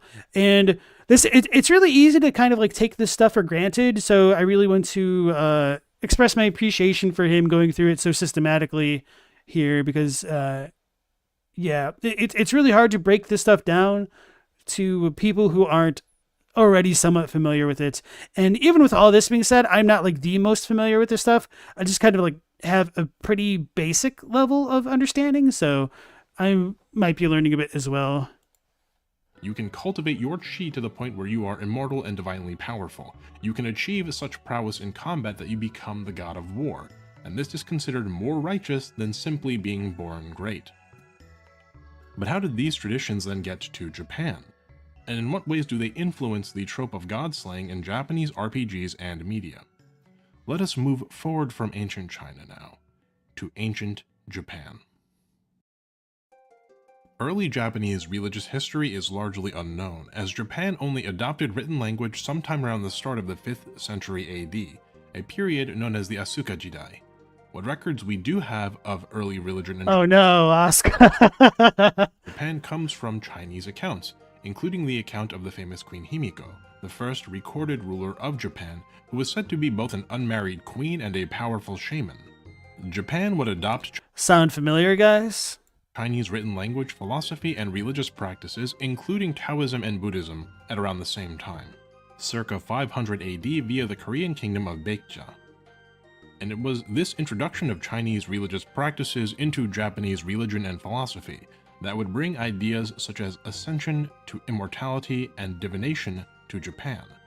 Taoism, in particular, developed into a sort of mixture of Shinto, the native folk religion, Buddhism, and Taoism, known as Koshin Shinko. The Koshin faith lacks a central organization to my knowledge, and while it still exists in Japan, it's not largely differentiated from Buddhism or Shinto there. You may recognize, however, Koshin's most distinctive symbols, the three monkeys, Mizaru, see no evil, Hikazaru, hear no evil, and Iwazaru, speak no evil. The introduction and... Oh yeah, I remember telling you guys potentially that there could have been a fourth monkey, and I thought it was Shizaru, but I was like, wait, that doesn't make sense. With what I was like, Shizaru, it's like, oh, without dying, that would be like Shinazu or Shinazaru, like in that form of Japanese. So anyway, it's do no evil for some reason. I was like, well, maybe it's meant to be a potential play on words with like the last monkey, meaning don't die, as well as like don't do. But anyway, that's not too important. So anyway, let's go back in. Fusion of Taoism, Buddhism, and Chinese religious practices into Japanese folk religion inspired in large part the formation of the Japanese religion of Shinto as we know it today.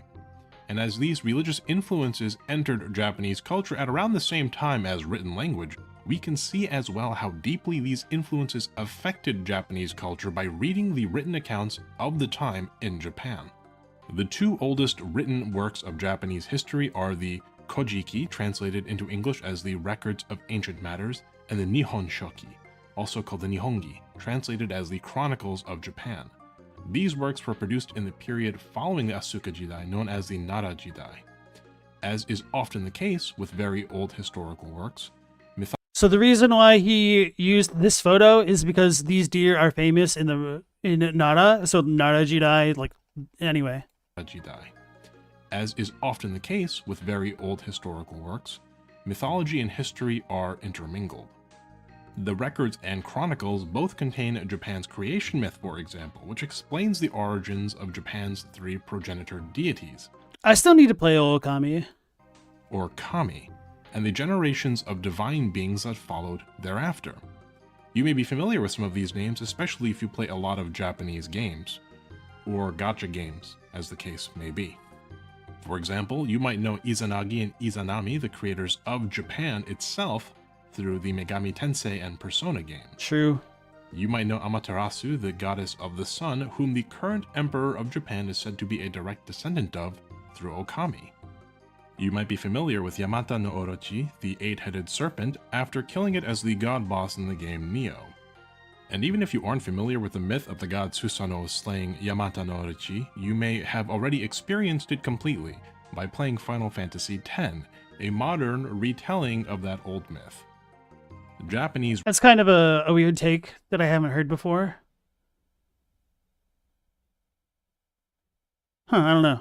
religion, with its intermingling of Japanese folk practices, Buddhism and Taoism, has an enormous influence on Japanese culture, and as such, naturally, a substantial influence on Japanese games. And then Pork Whisperer, welcome into the stream. I like the name.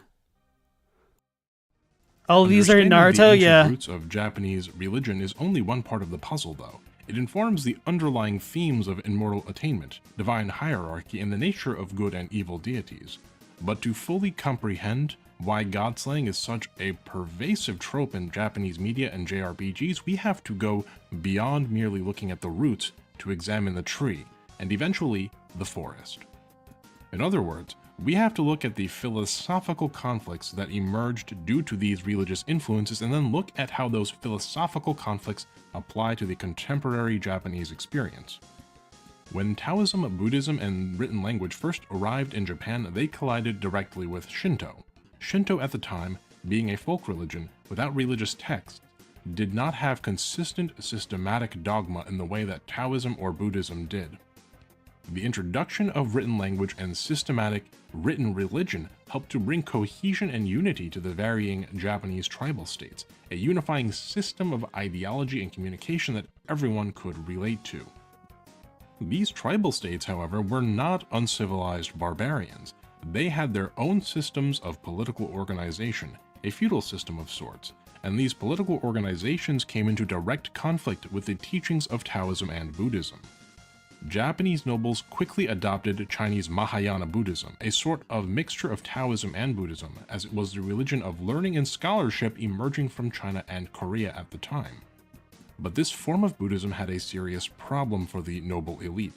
It introduced organized religion as a political source of power, in conflict with the traditional Japanese tribal hierarchy. For example, circa 760 AD, a Japanese monk named Dokyo very nearly managed to overthrow the imperial house and establish his own dynasty through his political manipulation of Empress Shotoku.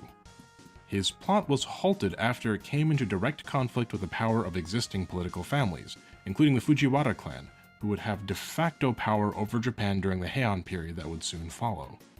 Or consider, for example, the Tendai issue, a Mahayana Buddhist school founded in Japan by the monk Saicho in the year 806. Saicho was a monk who traveled to China in 804 and learned Chan Buddhism, known in Japan as Zen Buddhism, from Dao Sui, the 7th patriarch of the Tiantai school of Mahayana Buddhism. Saicho returned to Japan from China with copies of Tiantai texts and was given permission by the Emperor of Japan, then Emperor Kanmu, to build an independent Tendai school in Japan to counter the growing political power of the Hosso school, which was the Tendai school's ideological adversary due to disagreements over the Five Natures doctrine. The emperor's permission allowed the Tendai school to achieve substantial power and influence, and as the Tendai school emerged as a political land-owning organization, it would come into conflict with other political organizations, including the warlords of other tribes and the monks of other schools. This led to the emergence of a class of warrior monks in Japanese society known as the Sohei. And as these warrior monks assembled political power, they began to throw their weight around. In the year 949, 56 monks from the Todaiji Temple started an armed protest against a Kyoto official over a political appointment that they were against. In the year 970, the Enryakuji Temple had a dispute with the Yasaka Shrine of Kyoto, which led to the Enryakuji Temple establishing a standing army of warrior monks. And by 981, armed conflicts between temples of different subsects of Tendai were waging war against each other using these armies of monks. The period in which these conflicts took place, the Heian Jidai, saw Japan lose nearly half of its entire population to a plague of smallpox, and both substantial political upheaval and civil war. I won't go too deeply into all the various political occurrences of the Heian. It's kind of funny because I already feel like he's gone really deeply. Yeah, so this is definitely more detailed than my like cursory knowledge But of the result Buddhism. Like, I'm sure I've read all of this stuff to some degree, but it's not things that I've like fully absorbed.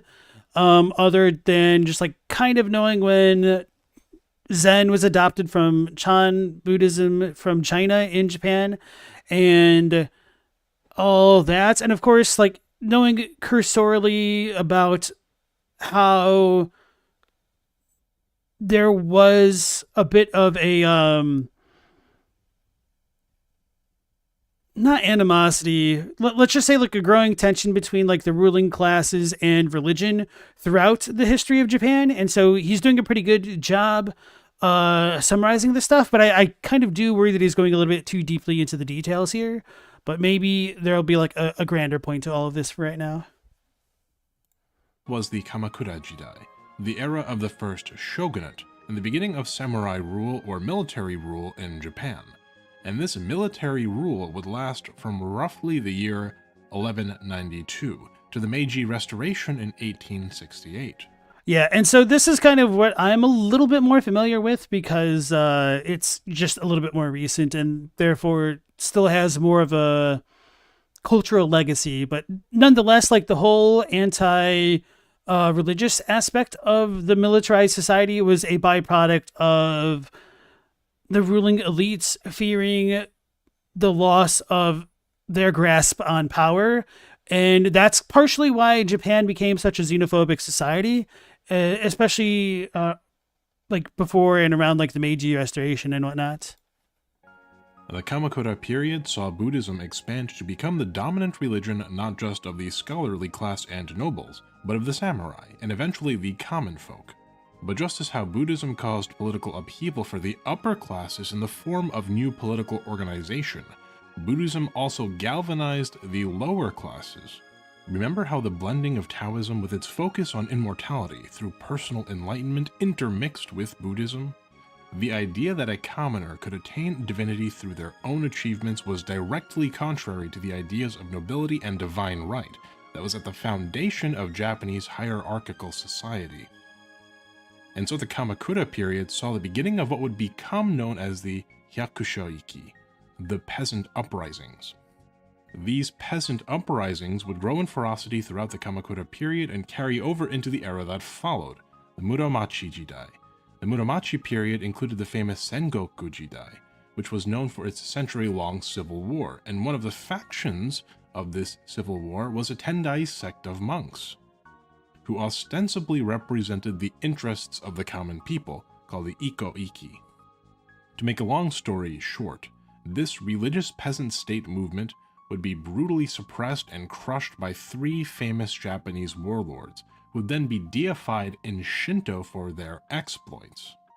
These three warlords being Oda Nobunaga, Toyotomi Hideyoshi, and Tokugawa Ieyasu.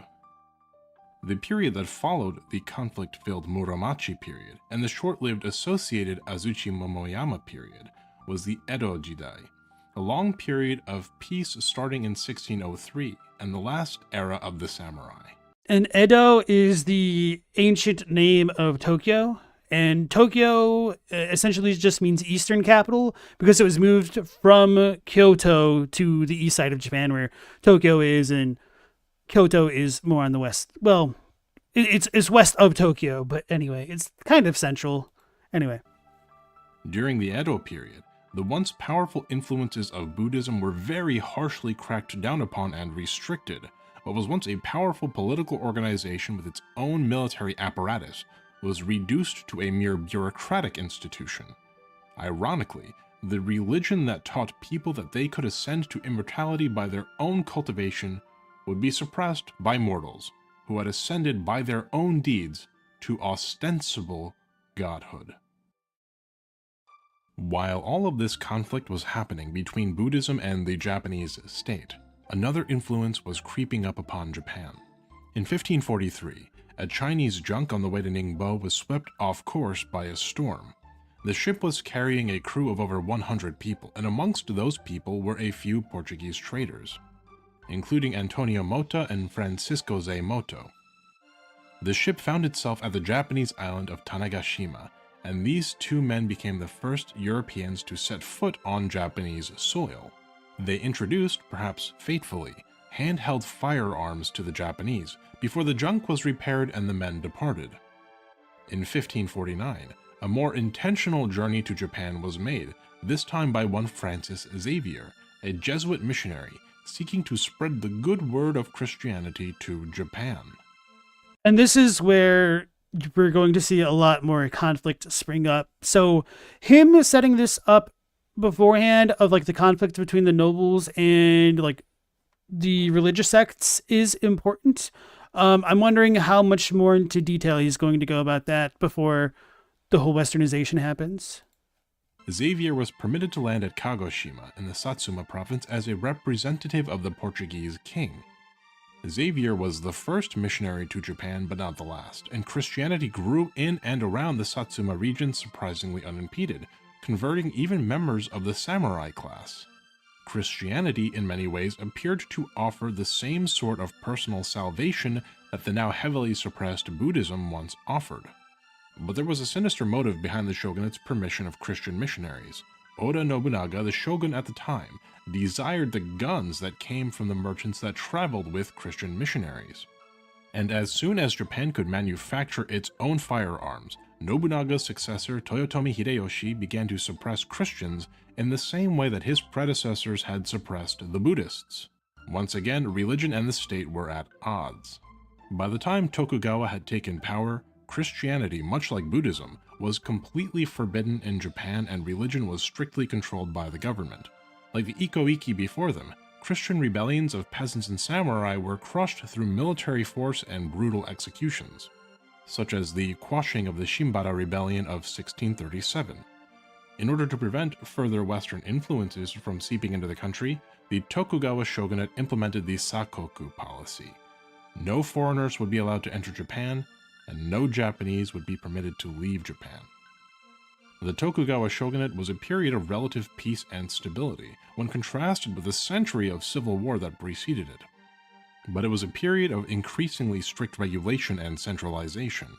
The House of Tokugawa had complete control over a unified Japan, including the emperor, the imperial court, the regional warlords or daimyo, and the remaining religious organizations.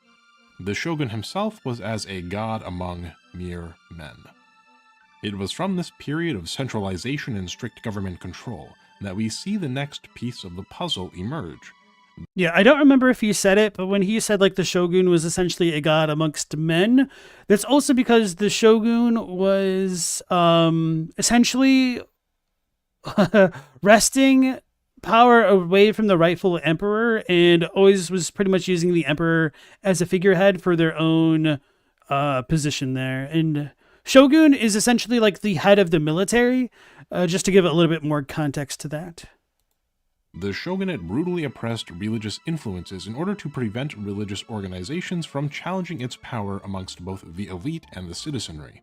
But the people still needed to believe something, and the institution of religion offered bureaucratic benefits. As the shogunate began to absorb those religious institutions and their bureaucracies, religion and the state gradually became a single entity, vast, unwieldy, and unstable. The stage was set for the emergence of a new religious order, state religion, Koka Shinto. The powder keg needed only a spark, and very soon after, just such a spark would emerge. The late 1700s to 1800s saw the vast, centralized bureaucracy of the shogunate collapse upon itself. The shogunate's mismanagement led to widespread discontent and severe famines, including the Great Tenmei famine, which saw the deaths of nearly 1 million Japanese. By the late 18th century, the once all-powerful shogunate was rocked with unrest. Hey guys, it's the ceiling tree. Massive, ineffective bureaucracy inflicted a heavy tax burden on the people, and without offering any help during famine and times of hardship. The shogunate's policy of sakoku, of closed borders, also caused Japan to stagnate industrially and technologically. See, and you guys thought this didn't have to do with the lore, but there we've got the ceiling tree, now we're talking about stagnation. But it was the influence of the West that ended the reign of the shogun, once and for all.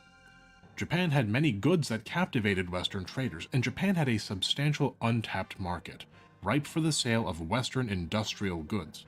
But no matter how hard Western merchants begged the shogunate for access to Japanese markets, the shogunate refused. No one enters, no one leaves.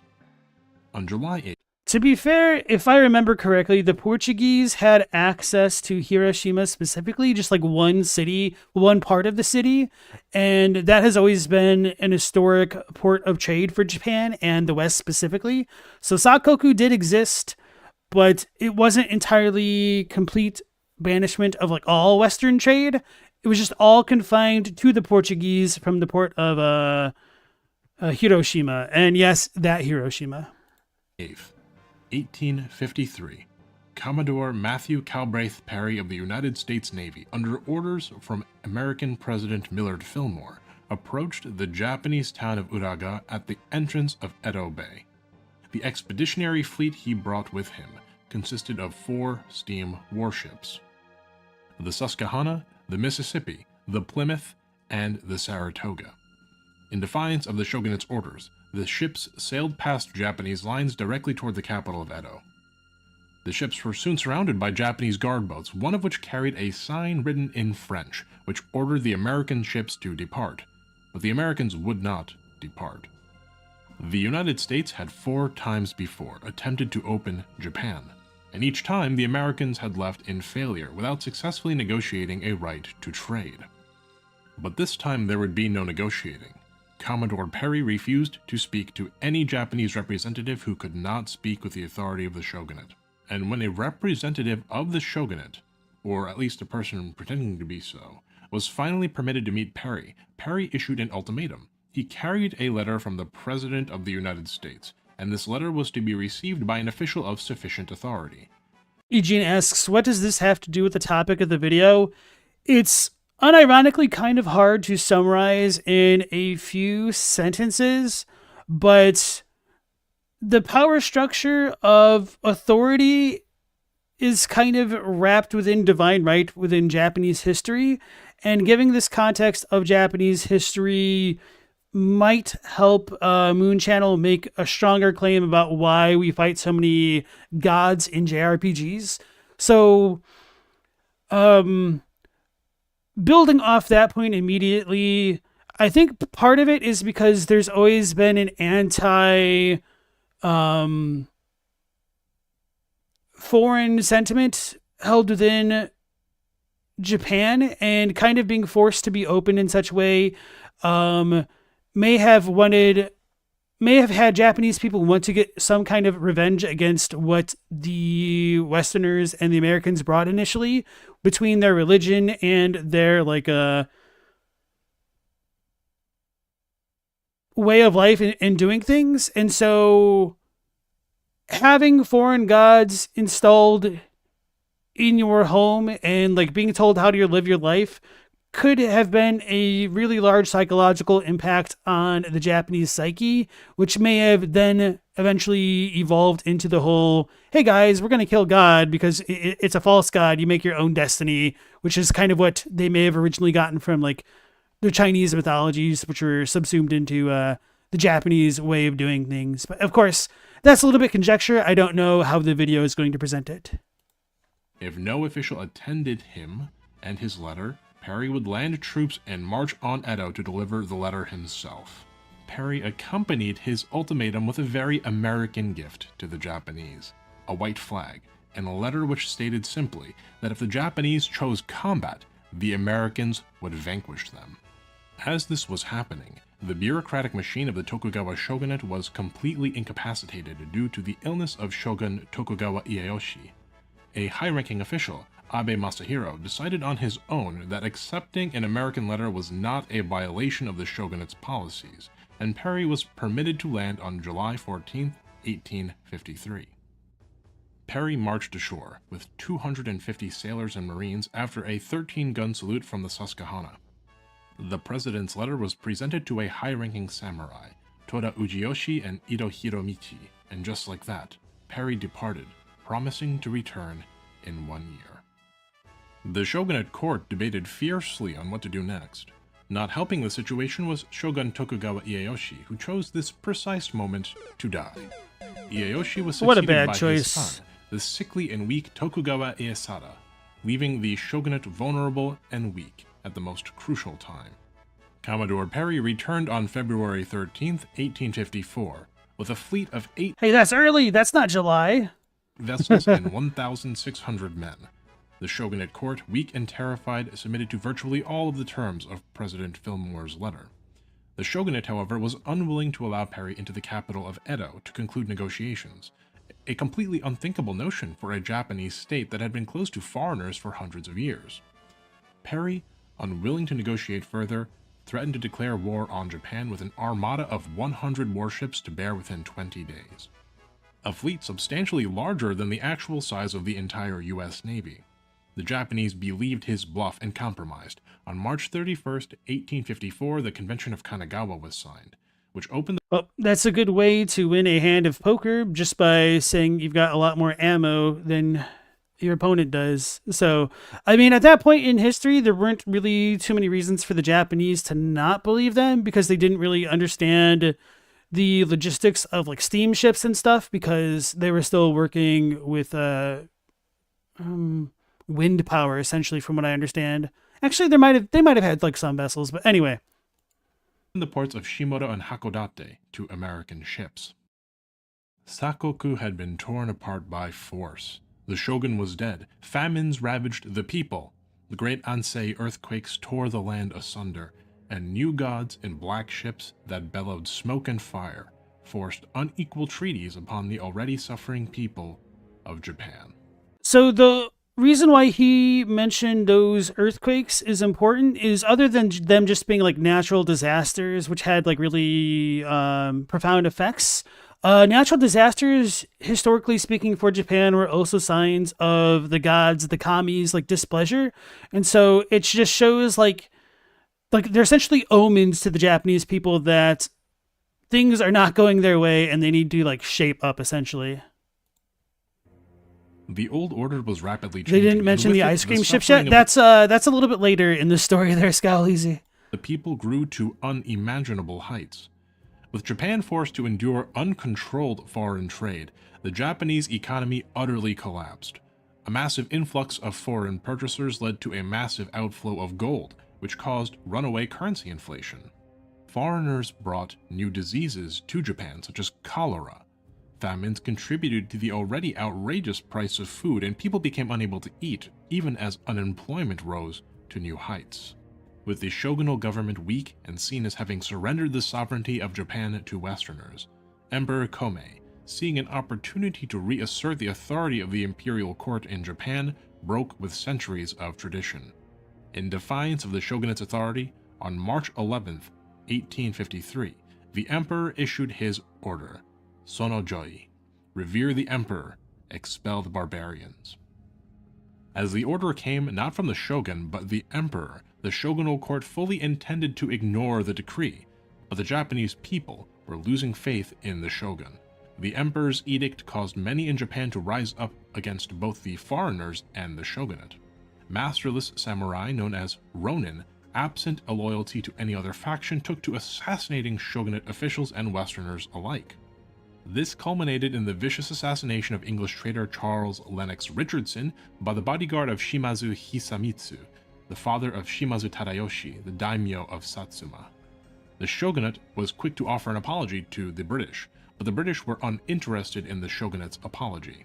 They wanted an apology from the Satsuma domain, and when the Satsuma refused to apologize or concede fault, the British sailed a fleet into Kagoshima harbor and opened fire. Although the British fleet would retreat soon thereafter, the Satsuma elected to give in to British demands, issuing an apology and compensation. The other Western powers also responded to Japanese aggression in kind with the bombardment of Shimonoseki, and it became very clear to the Japanese that Japan could not stand up to the military might of the West. With the Western powers chastening imperial loyalists, the shogunate was briefly able to re-establish some of its own power. It used this power to reinstate centralized control, which led to the shogunate brutally suppressing imperial rebels through military force. But this only stirred greater hatred of the shogun. and numerous rebellions broke out in the name of Sonojoi, revere the emperor and expel the barbarians. In 1866, the shogun, Tokugawa Iemochi, suddenly died. And not long after, in 1867, Emperor Komei would also pass and be replaced by his second son, the reformer, Emperor Meiji. A conflict would soon break out between supporters of the new progressive emperor and the supporters of the shogunate, with supporters of the new system based on emulating the West on the emperor's side, and the supporters of a traditional system of the shogunate on the shogunate's side. This conflict grew into the Boshin War, a war you might be familiar with due to it being the setting for Total War Shogun II Fall of the Samurai. To make a very long story short, the Civil War was won by the emperor, and in 1872 the leaders of all the domains of Japan were summoned before the emperor. Yeah, so this is like all the Meiji Jidai stuff. Like Rurouni Kenshin talks about it. I never watched The Last Samurai, Corn, so I can't tell you when Tom Cruise arrives, but probably within the 1800s. Was declared that all of the domains of Japan would be returned to imperial control. The 280 domains of Japan were split into 72 prefectures, and the light of a new god shone upon Japan. The Meiji Restoration had begun. With the emperor in total control of Japan, the Japanese state began to rapidly modernize at whatever the cost. The Meiji government established a universal Japanese language, replacing regional dialects. The old samurai class was slowly but steadily abolished, and old traditions were destroyed in favor of rapid industrialization. Yeah, so it's kind of crazy how damn it, how do I even phrase this? It can't be understated how quickly Japan modernized from where they were. I don't remember the exact years. I think he said 1870. Meiji. I can't.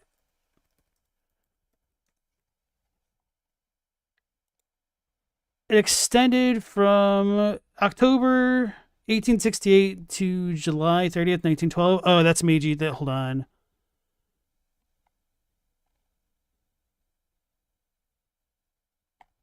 That's just his. Okay. Anyway, what else? And then the Sino-Russo War happened in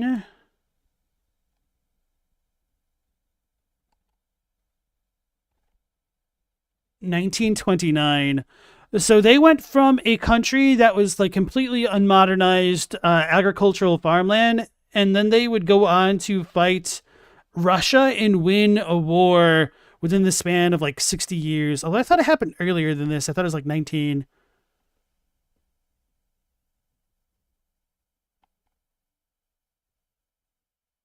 I guess it was 1929.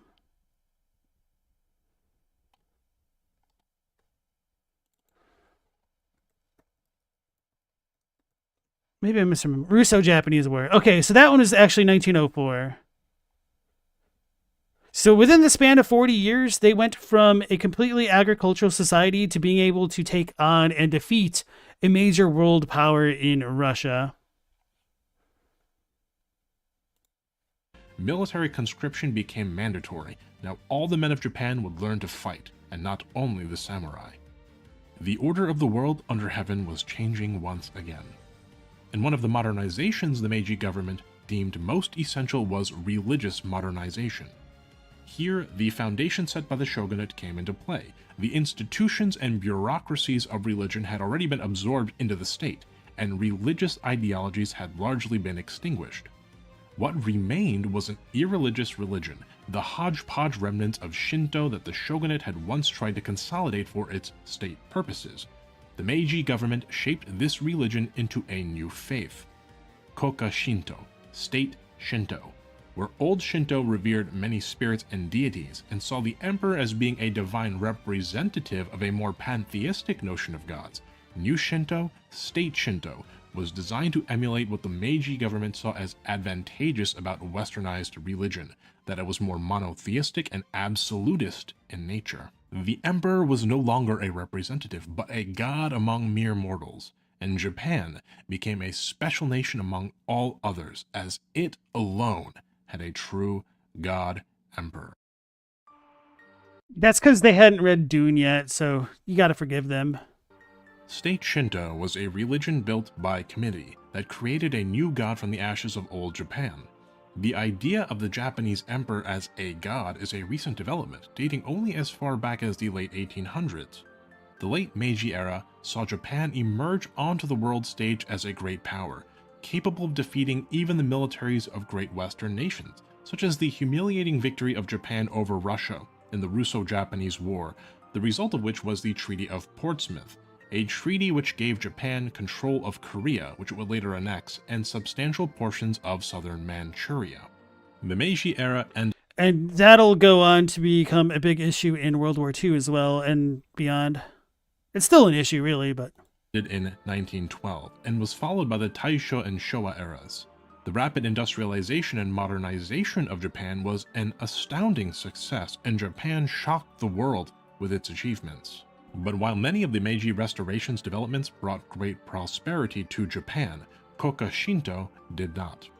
The people were indoctrinated into the belief that their emperor was a true god and their nation was divine. The result, inevitably, was an extremely zealous nationalism, and from that nationalism emerged a military-controlled Japanese government that quashed all dissent and pushed the national rhetoric of divine exceptionalism to the furthest possible limits. We all know what happened next. Japan, following what it saw as the Western example of imperialism, attempted to expand its territory and economy through warfare and unequal treaties. And when those imperialist efforts yielded fruit, Japan would go one step further, allying the ideologically similar Nazi Germany and fascist Italy, and embarking on a series of brutal conquests, the likes of which were nearly unparalleled in their cruelty and horror. Japan started these conquests full of divine fervor and belief in the superiority of their people and their god emperor. But where did Japan end up? The legacy of Koka Shinto was a completely devastated Japan. On January 1st, 1946, the United States forced Emperor Showa to renounce his divinity. The emperor himself would say to a confused and sorrowful Japanese people that Japan as a nation was not built upon myths. And the United States rewrote the Japanese constitution, specifically targeting state Shinto, while also attempting to avoid lasting resentment by permitting some aspects of state Shinto to remain, including such private ceremonies of reverence. The new Japanese education system was forbidden from teaching religion in schools, and a new prevailing idea emerged among the Japanese people that the brainwashing and zealotry of state Shinto was what led Japan to invade other countries with such cruelty, and was what ultimately led Japan to ruin. And this is a very nuanced topic, especially if you speak to older Japanese people, but obviously the Japan of today is extremely different than pre-World War II Japan, and they're two completely different societies in many ways, obviously. And then, George, you've been here for a while. Nice to see you again. And then, Pigsy, welcome back to the stream. How's it going? All right, Mooney, I can hear you say, that's great. What is this, hardcore history? Can we get to the video games already? Where are all the funny jokes and visual gags? I can't promise too many funny jokes to come, but we are getting to the video games. We've gone through a lot of history, so let's summarize before we get to modern times and eventually to JRPGs. Japan adopted the concepts of immortality and mortal ascension from Buddhism and Taoism through cultural exchange with China. The concepts mixed with Shinto and formed the basis for many of Japan's myths and cultural legends. The Japanese idea of divinity, then, is also a mix of folk religion, Buddhism, and Taoism, in that there is a heavenly hierarchy of sorts, and all divinity in a pantheistic manner derives from heaven in some form. The organizations of religion develop political power and come into conflict with the state. The state fights against religion and wins, subsuming religion into the organization of the Japanese state, and the head of state becomes as a god. Another religion then emerges in the form of Christianity, and with it comes new gods, the West and all of its modernizations. The Japanese state crushes the religion but is defeated by the new gods, and the old god, the shogunate, passes. A new multi-headed god then rises to replace the shogunate, the emperor, westernization and industrialization, and state Shinto. The son of the sun rises as a god and descends as a man, by the glow of two suns crafted by the hands of men. To summarize even more succinctly, the old ways of ancient Shinto are upended by Taoism and Buddhism. The Buddha is replaced by the shogun as a deity by other shoguns. The shogunate then fights Christianity and wins, but loses ultimately to westernization and the emperor. And the god emperor loses his divinity at the hands of the West, of the allied powers. Japanese history is full of false gods and promises, and the people suffer for it. We've seen the roots, and now we've seen the tree. But before we get to video games, we need to zoom out one final time, armed with the proper context, and observe the forest itself. Didn't this game release? I can't remember what it's called. Was this one Rise of the Ronin? Anyway, I think it came out, and I heard that it was like okay, because it's like, oh, this looks like it could be an interesting game, and then it just didn't meet expectations apparently.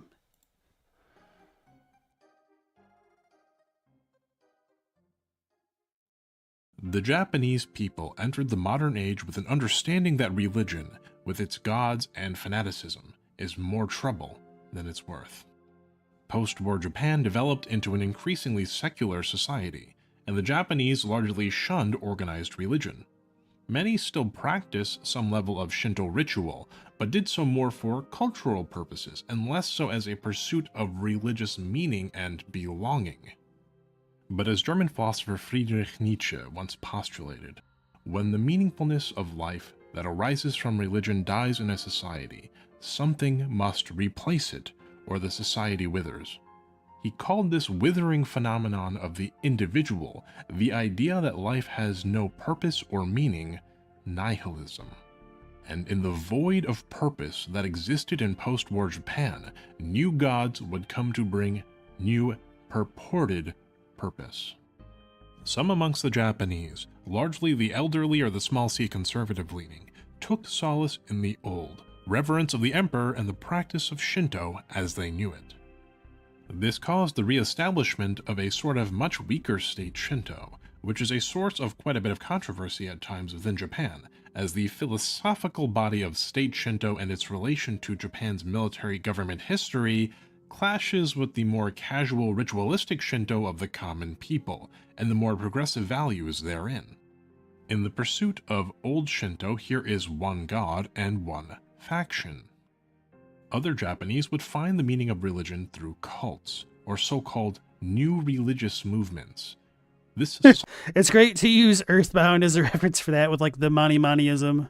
societal nihilism, this personal meaninglessness, is a large reason why such movements have obtained not only so much power in Japan, but in all of East Asia.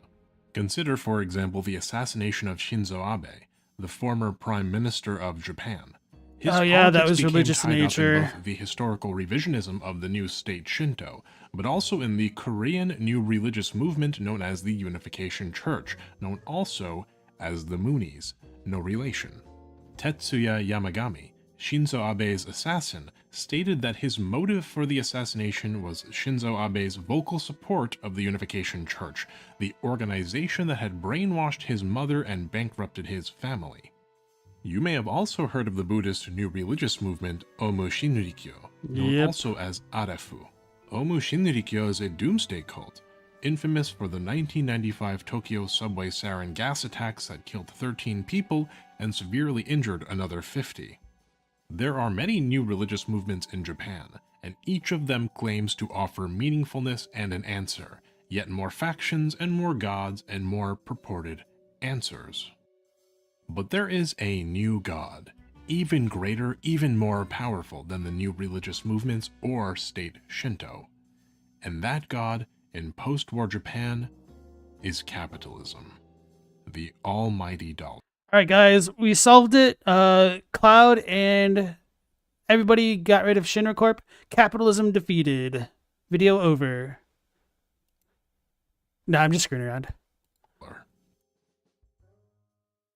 The Japanese economy was in total ruins. Actually, I am kind of curious where he's going to go with the whole capitalism thing, but it is kind of true to a large degree that the zeal that the Japanese people did put into religion in the past was kind of transferred into capitalism for a time. And so I can't remember the exact phrase. was it like salaried samurai? But that was kind of the trope that was given to the Japanese after World War II when they transitioned into like the post-war economy and they're trying to grow. And then obviously that led up until like the bubble, which burst. And then I don't know if I would still say like capitalism is like the god because they still haven't fully recovered from the bubble bursting back in the day. But anyway, I guess we'll just have to watch the rest of the video.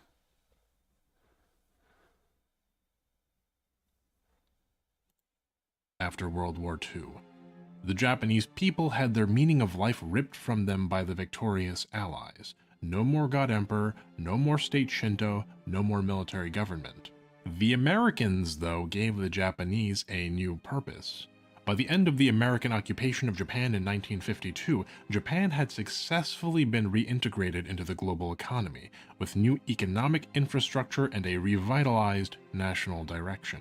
Japan's economy improved with incredible and unexpected speed, a phenomenon which has since been called the Japanese post-war economic miracle.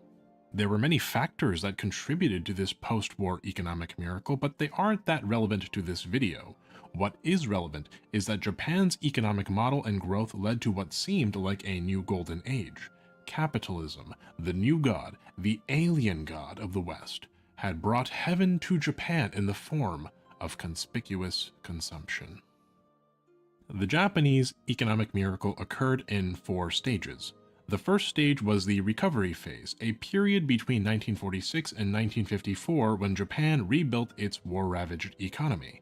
The second stage was the high increase stage, which took... It's also always very interesting to watch the types of movies that were made around this period because it's kind of so baffling how different Japanese movies feel in terms of the decade in which they came out. I don't know if I could like begin to describe it properly, but like in the 50s, there's quite often a lot of GI presence in Japanese movies. They're kind of like used as a pressure point of like a tension device where like GIs can either like help people out or the Japanese folks could be trying to avoid GIs and like the problems they bring. And anyway, and then like it's feels like very blue collar in like the 60s and the 70s, and then the 80s you kind of start to get that more city vibe, like the late 70s and 80s, although like the late 70s does have like the more blue collar-y vibe, I don't know. And then like the 80s feels like very,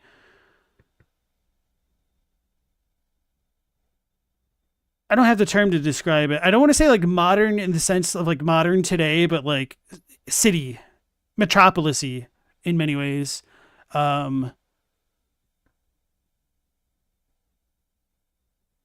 So anyway, yeah.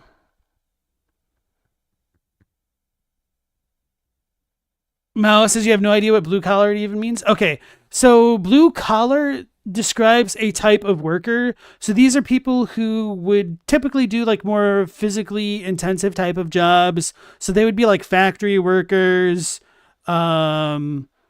construction workers, things like that. And white collar are people who work in offices and would wear suits that had white collars essentially. And typically a blue collar worker is associated with more of a like lower middle class vibe, whereas like white collar is more middle class to upper middle class essentially, and more white collar work is more associated with like education as well. Place between 1954 and 1972. Kind of, yeah. During this time, Japan's economy exploded, and Japan rose to quickly become the most developed country in East Asia once more. Prime Minister Hayato Ikeda is often credited as being the master architect of this period of growth. Ikeda pursued both a policy of heavy industrialization fueled by generous government loans and a relaxation of anti-monopoly laws. The repeal of these anti-monopoly laws permitted the rise of massive business conglomerates from the ashes of once large business families or zaibatsu. These conglomerates are known today as the kairetsu. In the heavenly hierarchy of Japanese capitalism, the kairetsu are like the chief gods. They are as forces of capitalist nature. In 1992, a study was conducted of the Big Six kairetsu, the 6 largest conglomerates in Japan. Only 0.007% of the registered corporations in Japan were members of the Big Six, but this tiny number of corporations controlled nearly 20% of all capital Shinra theme. and nearly 17% of the country's total assets. All of this owned by only 6 large conglomerates. These kairetsu are not giant corporations in the most literal sense. They are not, for example, like Apple or Walmart, giant centralized entities. Kairetsu are more like webs, each point of the web representing a different entity that builds the body of the kairetsu. At the very center of a kairetsu, I don't think that's entirely dissimilar to like media companies at the very least, or even like food companies in the US. Obviously, there's probably more to this that I don't really know. I'll admit that I don't know like a ton about Japanese companies, like to this degree. So, yeah. entity that builds the body of the kairetsu. At the very center of a kairetsu is usually some kind of financial institution. Take, for example, Mitsubishi Group, whom you may know for their cars. And if you are a World War II dork, the A6M Zero Fighter. The heart of Mitsubishi is not their motor company, it's actually their bank. Kabushiki Gaisha Mitsubishi UFJ Ginko is the largest bank in Japan. It's actually the 6th largest bank in the world. The top 4 banks in the world by total assets are Chinese state-run banks. Number 5 is JP Morgan Chase. And the 6th largest bank in the world is Mitsubishi. Mitsubishi is larger than Bank of America, larger than HSBC, larger than Citigroup. It is larger than Lloyd's and Goldman Sachs combined. The Mitsubishi Corporation itself is Japan's largest general trading company. What you know of as Mitsubishi Motors is only one company itself, and a larger parent company called Mitsubishi Heavy Industries, which includes Mitsubishi Motors, Mitsubishi Chemical, Mitsubishi Power, Mitsubishi Space Systems, and Mitsubishi Atomic Industry. So Mitsubishi is literally Shinra Corp. Got it. That's right, the company that makes the car which just cut you off on the freeway sounding like the scream of a howler monkey set to the ambiance of Beijing on Chinese New Year while barely managing 60 miles per hour is also an atomic power company. If you play a lot of JRPGs, this might all sound a little bit familiar to you. Can you think of an organization in any highly regarded JRPG that resembles a kairetsu like Mitsubishi in its scale, power, and control? In Final Fantasy VII, one of my favorite games of all time, the Shinra Electric Power Company controls the city of Midgar, and essentially the entirety of the in-game world. Despite being a corporation, it is in every respect that universe's de facto god. A false god that exploits the good in the world for profit, and promises a false heaven, a literal promised land, built itself on a web of lies meant to suppress the people and give them hope and develop power, ultimately for Shinra. And this is not a subtle implication at all once you know the context. It's literally in the name. Shinra is made up of 2 kanji. Number 1 is Shin, meaning god or deity, and 2, Ra, meaning in this case web or conglomerate, the god conglomerate, the divine kairetsu, Shinra. Mitsubishi and the other kairetsu promised heaven to Japan. However, in 1973, the high increasing stage of the economic miracle came to an abrupt halt due to the 1973 oil crisis. In 1973, the price of oil increased from $3 a barrel to $13 a barrel. This caused Japan's industrial production to decrease by 20% and led thereafter to tighter supply and higher commodity prices. When the secondary oil shocks of 1978 and 1979 occurred thereafter, the price of oil increased again from $13 per barrel to nearly $40 per barrel. Japan struggled economically during this second oil shock, but not nearly to the extent of other developed countries. Japan, you see, managed to convert its economy in part away from oil-hungry industrial production to become more of a technology and services-based economy, which allowed Japan to increase its economic strength even as other countries struggled with the oil shock. This economic rise of Japan caused anxiety for, you guessed it, the United States. Now at the time, the American perception of Japan's economic rise was not unlike the American perception today of China, as this unstoppable economic juggernaut destined to overtake the American economy if it continued to grow. He's not wrong, but I do think there are more founded fears about like the Chinese potential takeover just due to the actual numbers, although that might pan out differently depending on like how the populations of each country changes, because I believe the Chinese population is supposed to have a rather steep fall off due to the way that they structured their one-child policy for so long. But I don't know enough about that. But yeah, I think these are pretty good parallels so far. And it's really hard to understate just how big some of those fears of Japan, like buying out the US, were at the time. Because I think there's like one section of Tokyo that was valued to be like more, like the real estate was valued to be worth more than like the entire state of California, which just goes to show you like how bad that economic bubble was at the time.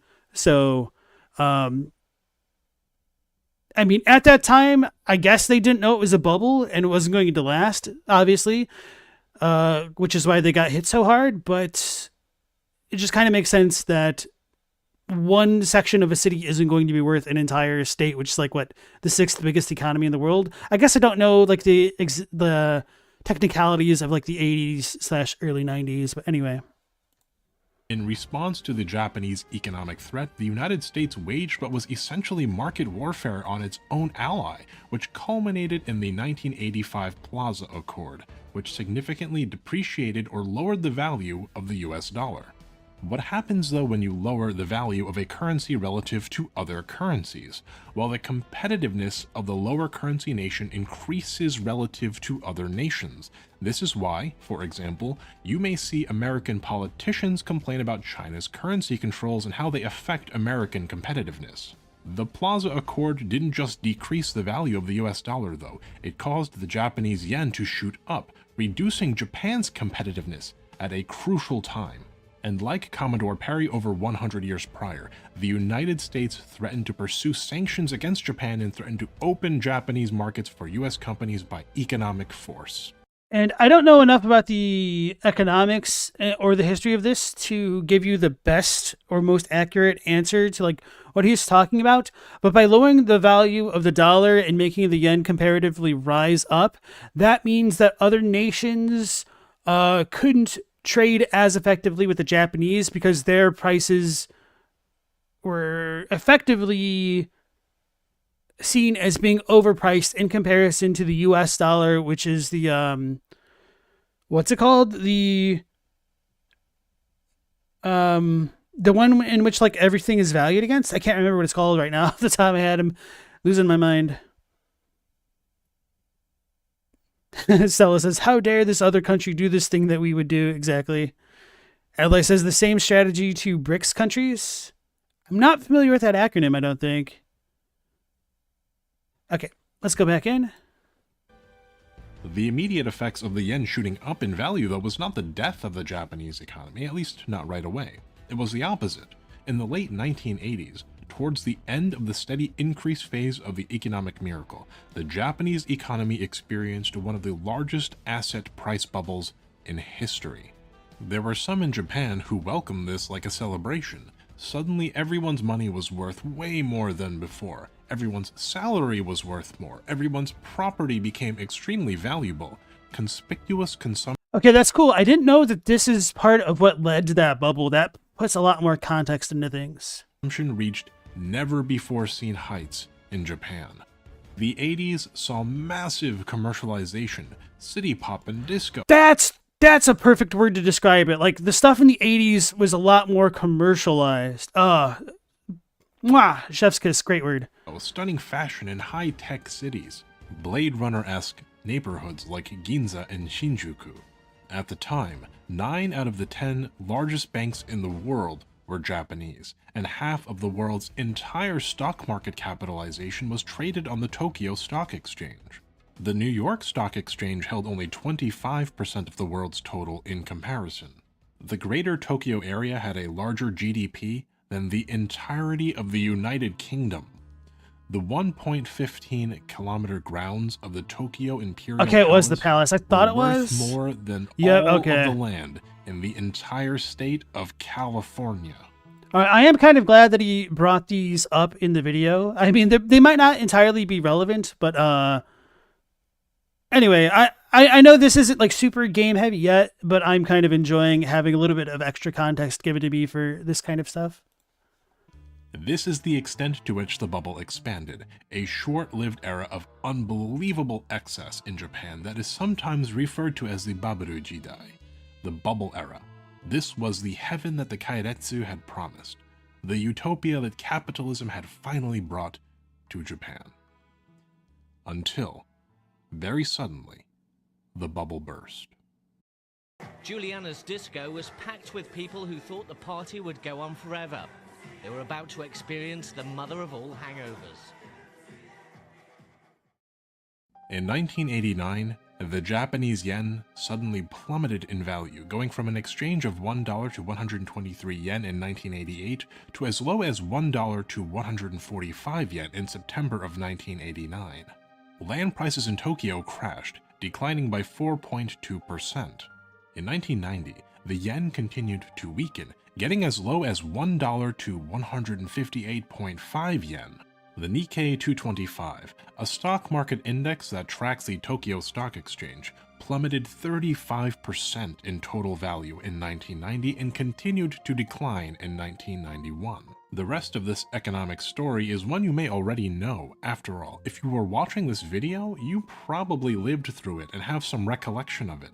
Japan's economy has been painfully stagnant, suffering from recessions, the effects of natural disasters, and poor government policymaking. This period of stagnation and recession was originally called the Ushinwarenta Junen, the lost decade of the 90s. But the lost decade became the lost 20 years, and in the 2010s this phenomenon became known as the lost 30 years, and more commonly now, the lost decades. A quick warning before we continue. I'm going to briefly discuss Japan's ruling political party, the LDP. This discussion is strictly within the historical framework and is not intended to be a political endorsement or statement for or against the LDP or any other political party. The heaven of conspicuous consumption that was promised was a falsehood. The cycle of history continues. The Kairetsu and the Japanese government that supports them, like the shogunate, like the military government of the emperor, are seen by many Japanese people as being rather myopic and inward-facing. The LDP, or Liberal Democratic Party, is the controlling political party of Japan, and it is often seen as the party of business, the Kairetsu's choice. The LDP was formed in 1955 as a merger of Japan's two little c conservative political parties, the Liberal Party and the Democratic Party. Prior to the merger, the Liberal Party and Democratic Party each controlled the government one after the other, starting in 1949, essentially as an extension of the conservative imperial government that preceded it. Japan has free and fair elections. It is a liberal democracy built literally in the American model. But the Japanese people choose very consistently. Let me give you an informative example. The People's Republic of China, Communist China, was fully established on October 1st, 1949. But the Little C Conservative Party of Japan has had control of the Japanese government since January 23rd, 1949, and arguably, if one accepts a brief period of time during which a socialist government had control from April 25th, 1947 to January 23rd, 1949, the Japanese conservatives have had power since the first election on April 10th, 1946, and even arguably before that, as the Japanese little c conservatives were also in control of the military imperial government. The Liberal and Democratic parties were direct offshoots, involving very often the exact same leaders of that military government, the legacy of which is still present today in the LDP. In other words, though we condemn the People's Republic of China as being a one-party state, the Japanese government has been controlled essentially by a single party since before the establishment even of Communist China. And of course, that goes down to the Miquella situation of whether or not it's the choice or the illusion of choice that matters. It's not that simple, of course, and one can hardly compare the political situation of Japan to that of mainland China. And in fairness to the LDP, there were some blips where the LDP lost some control, such as during the 1993 election and the 2009 election, when the LDP very briefly lost power to offshoot parties of the LDP with largely the same policies and ideas, only wrapped with better marketing. This is the setting, the backdrop, the complete context we need to begin to piece together why you always kill gods in Japanese video games. It started as a trope built out of the Japanese historical religious experience. But as time has progressed, the trope has cemented itself as a cry for help, as a form of protest, as a cultural expression of frustration and hopelessness and rage against the machine. Let us explore this last facet of understanding, the canopy of the forest, before we get finally to our discussion of video games. Are we back to the games topic yet? In the West, we are painted a very rosy picture of Japan. Beautiful scenery, futuristic technology, bullet trains, clean streets, and delicious food. And all of this is true, in part. But it is not the whole picture, as some of you may already know. When corporations and capital took power in Japan through the LDP and the monopolistic Keiretsu, a social contract was drafted, a series of de facto commandments one must follow to get into capitalist heaven, a purpose, a meaning of life.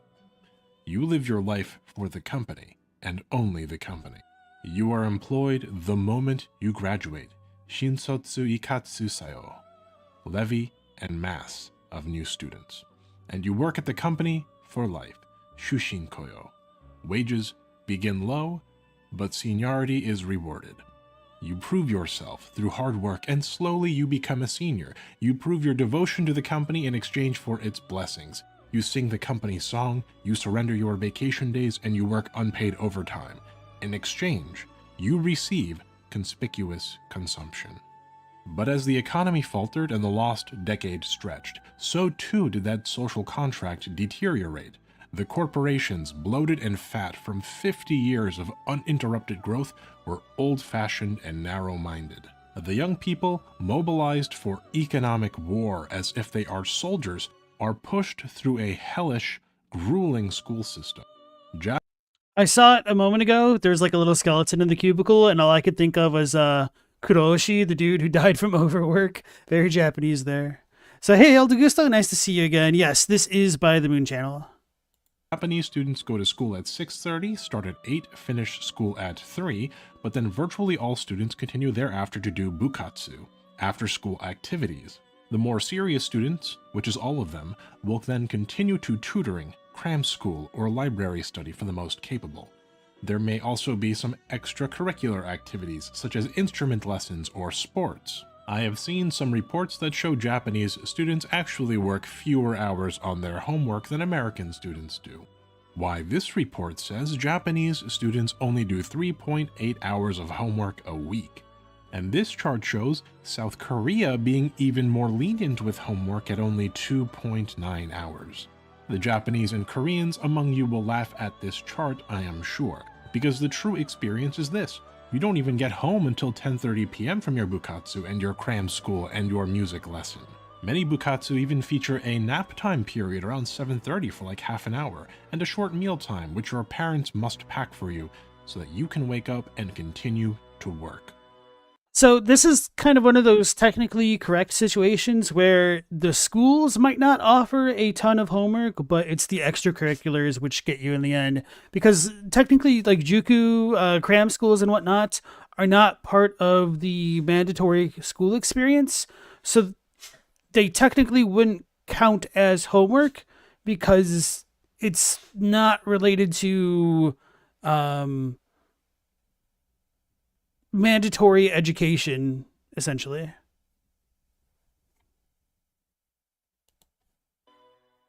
By the time you are home at nearly 11 p.m., you have about half an hour to do whatever homework you can at the maximum efficiency possible before you pass out.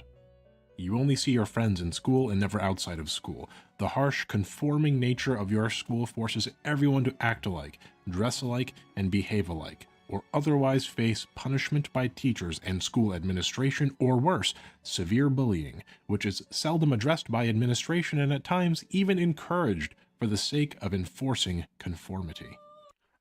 Yes and no. Like, he is kind of overselling it a little bit, but he's also not entirely wrong about that. And there are Japanese high schools that are notorious for enforcing the whole conformity thing to like extreme degrees. I'm sure if you like look up on Google, like the girl who had naturally brown hair as opposed to like the more common like black hair of a Japanese person, she was pretty much bullied by staff administration for not dyeing her hair black and for not conforming with the other students. So it's not entirely uncommon for once people get out of high school to like kind of change their hair color. And of course, certain high schools have like different policies and all that kind of thing.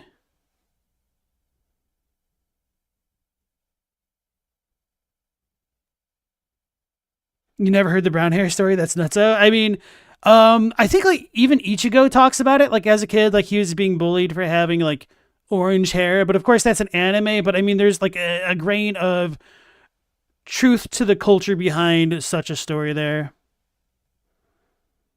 And then El Degusta, you finally got Shadow of the Erdtree and Elden Ring. Hey man, congrats. So have you played it at all yet? Or are you waiting to dive in? Hopefully you'll have a good experience. It's a heck of a lot of game to go through. You will have school on Saturday, and your vacations are seldom true vacations. Your summer break is spent... Oh yeah, Revenant says that kind of explains the extravagant character designs in Japanese stuff, maybe? Question mark? Yes, so I think a lot of ways Japanese people get live vicariously through a lot of anime characters because they tend to be a bit more selfish and cheer-free and get to express themselves a bit more freely. That's like a big thing that they do. But there's always a very strong communal element of like anime, essentially. Maybe not always, but that's the general rule that even if you have a character who's boisterous and doesn't act very stereotypically Japanese, they're pretty much always going to be, what's the word? Selfless and generous and like willing to like stand up for their friends, for at least like the shonen and shoujo type stuff. So even if they aren't like academically oriented, they just try to like make up for it by being a good person. And obviously that's a little bit too reductive because not every anime is the same story, but you guys know what I mean. Stella thought it was weird that some schools in the US used to get mad at you for putting too bright a shade of red in your hair. I don't think I've heard that, but I mean, I've definitely heard the horror stories of especially like Catholic schools and writing while left-handed and literally being beaten with rulers. And of course, like corporal punishment was a huge thing in the US for a very long time, and it still is in like some places. I think it's totally legal in like Oklahoma. And I think they were trying to bring it back in Florida or something along those lines. Maybe like codify it, maybe not bring it back, because I'm sure it exists in some. No, it does exist. Because I remember reading a story like either last year or the year before of like some girl who's suing her school for like sexual harassment because of the way that like her principal spanked her or something like that. Anyway. And half the time at school, taking classes that are supposed to be the student's choice but are culturally mandatory. Failing to go will have school officials asking after your child and other parents taking notice of your poor parenting. You certainly wouldn't want to leave a bad impression that could even potentially find its way to your place of employment, would you? And without giving too much. So Revenant asks a really good question. You wonder what's the equivalent in Western culture? What do we suppress the most that is then represented in pop culture? I don't know if I could say like what we repress the most, but obviously the whole American dream of like getting rich and or leaving a better life for your children than the one that you have is kind of like the quintessential ideal, which doesn't always jive with reality. But now that is starting to change. So I do think maybe the American culture has been changing a lot over the past 25 years, where it's hard for me to give like a off the top of the head direct answer to that kind of question. But at the very least, one thing that does stand out to me when we look at back at movies from like the 90s, there was a theme of being bored or repressed by a kind of too stable life, because we had movies like The Matrix and Fight Club that were kind of like anthems to the economic stabilities of the 90s kind of being too stifling and the roles in which people could have. So that would be my guess there. Come on.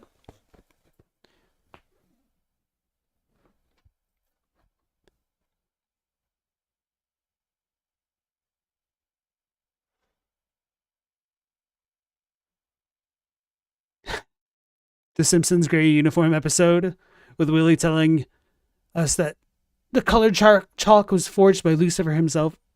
Willie is such a great character.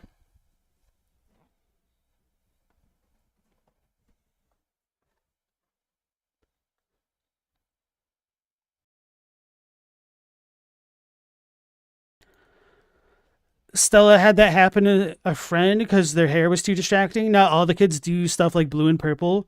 Turns out it's not distracting to anyone but pearl clutching staff members. That's how it's always been. I don't know if you guys have ever listened to Stella Donnelly, but she's a musician. She has a lot of cool songs. I've watched her live session of when she's in like the Sydney Opera House, not like in it, but like outside. And then she has a content warning for one of her songs where she's telling the audience that she says, fuck in one of her songs. And then she says, she's never had a fucking kid walk up to her and complain about it. It's always the bloody adults. And that just kind of cracks me up because it's true to an extent. So obviously I try not to swear so much on this channel, but, for the purposes of illustrating my point, I think was, worth it right then. So the glorification of individualism. So I think maybe you might be able to argue that one of the things... Yeah, I don't know if the glorification of individualism is repressed in the US, and it's probably way too strong, to be honest. And I don't know if we have like a subliminal desire for more conformity and belonging to a group. That might be a thing, but I would really need to think about like other pieces of popular media to answer that question a bit more directly there. Of course, a kid wouldn't complain about an adult swearing. She was saying it as a joke, but I mean, yeah. I mean, some children actually do complain about stuff like that, but they tend to be on the much younger side. Stella said, all the kids you knew started swearing in 3rd grade. Well, see, I was ahead of the curve and started swearing like a sailor when I was in 1st grade. Much away of my own personal background. I have seen this myself. I have seen this and spoken. Oh yeah, Aku no Hana. That is one hell of a messed up anime, but it kind of like stops before it gets even more messed up in the manga.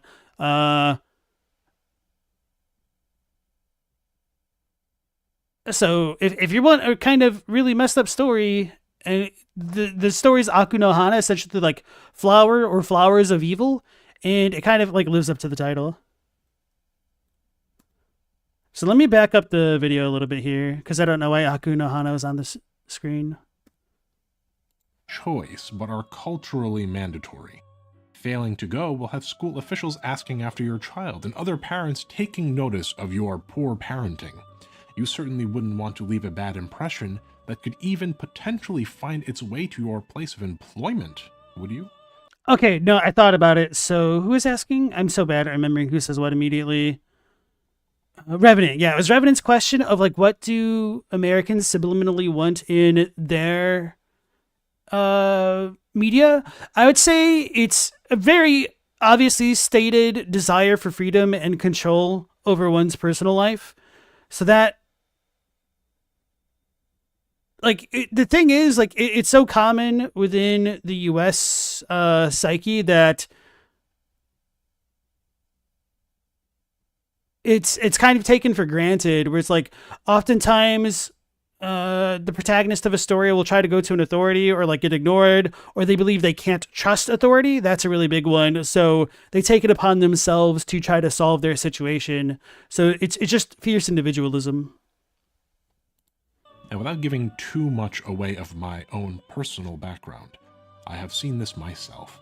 I have seen this and spoken to those who have experienced this not only in Japan, but also in South Korea and in Taiwan and in mainland China. And what is all this? And so with him saying that, I did say that it's not like that for everybody, which I'll stand by. And so at one point, it does sound like he's coming across a bit too strong, but I'm in no way trying to dismiss or diminish the experience of others where it has definitely happened to them. Like the story of the girl with naturally brown hair. This for? This is your boot camp, your training for the working world. A world just as tedious, just as gruesome, with an ever-decreasing reward for your effort. Once you are at work, you will arrive early. You will sing the company song. You will work all day even if you have nothing to do. You will stay overtime even if there's nothing to work on. And when you are done with your working day, you will follow your boss to the bar, drink until you are wasted because you have to in order to save face. And then you will go back to work, first thing in the morning, with a hangover, with everybody else, to do it again. You will not see your family except just before bed, if you even have a family, which very likely you do not and never will. You will serve the Shinra, you will grind, you will worship the God Company, and you will be grateful for the opportunity to serve. It is no wonder then that the Japanese population is declining. It is no wonder that Japan has such a problem with suicide and depression. It is no wonder that Japan has a problem with hikikomori, or acute social withdrawal, where people live as social recluses, living in rooms and never leaving, often relying on the support of elderly parents. It is no wonder that Japan has a problem with karoshi, death by overwork, heart attacks, and strokes due to stress from work, or malnourishment from never being able to leave the office or eat healthy foods or take in vitamin D from the sun.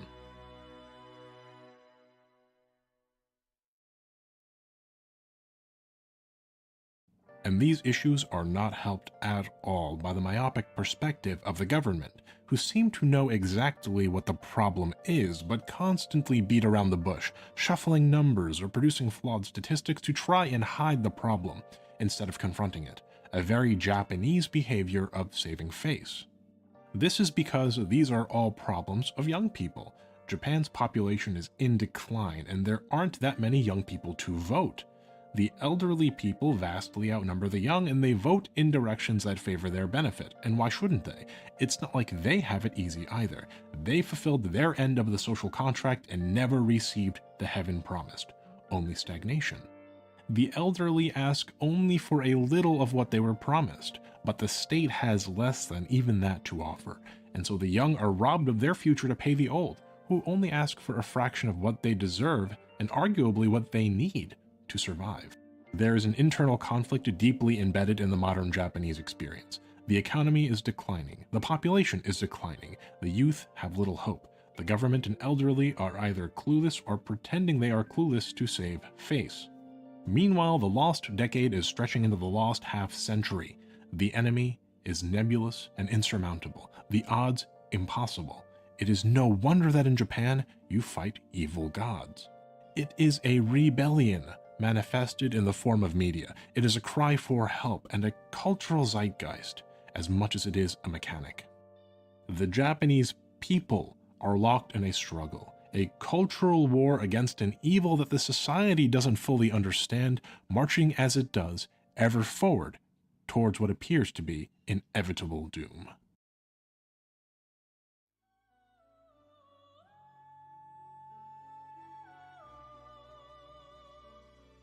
I was afraid the video was over for a second.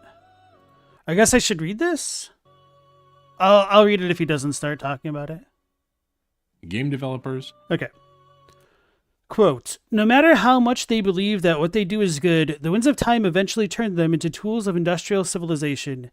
It's never unscathed. Their cursed dreams, animation too. Today, all of humanity's dreams are cursed somehow. Beautiful yet cursed dreams by Hayao Miyazaki. Game developers, anime directors, and the like, they tend to be the quirky ones of Japanese society.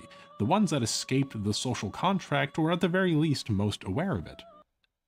Maybe the ones you see as the public face of the company, but that kind of overlooks all of the, desk jockeys working their positions. And they are the ones who tell this story, the story of their lives, of their experiences, in the ways that they can. In that Japanese way, indirect, non-confrontational, for fear of bullying, for fear of being ostracized. They do not want to be targeted by those who have given everything to the false gods, and yet lash out because they themselves are insecure and afraid and need something to blame for that which they have been promised, but have not received. They fulfilled their end of the social contract, but have received only suffering in return, and so they lash out. Let us finally, corroborate all of the above by examining these themes directly in different JRPGs. After that, we'll take a look at this trope in the West to identify the similarities and differences, while also identifying what we in the West can learn from Japan before it is too late for us.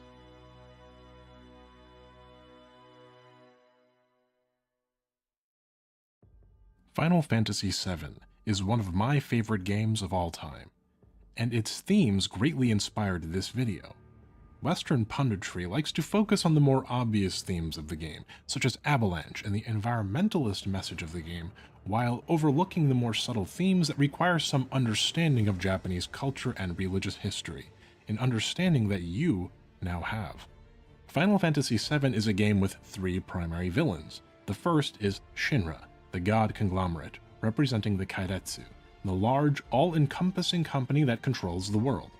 The second, and this is where the metaphor gets interesting, is Jenova, an alien from a faraway place that interrupted the natural order of things and was purported to be an ancient, a blessing, but which turned out to be a poison and a curse, with its own motive of conquering the lands it arrives on. A new false god, bearing the name of the Judeo-Christian god, but Nova, Latin for new, a new god. And the third is Sephiroth, a child of Shinra and Jenova, an entity that marries native problems with foreign ideology, the product of a conglomerate's hunger for power and the poison of an alien being infecting the world around it. Sephiroth is a metaphor for government. You may have noticed that very often Trying to think about that comparison there, because Sephiroth as a human before he knows about his origins is kind of stuck in a state of stagnation, so I guess it would make sense that the injection of the god principle via Jenova might imply that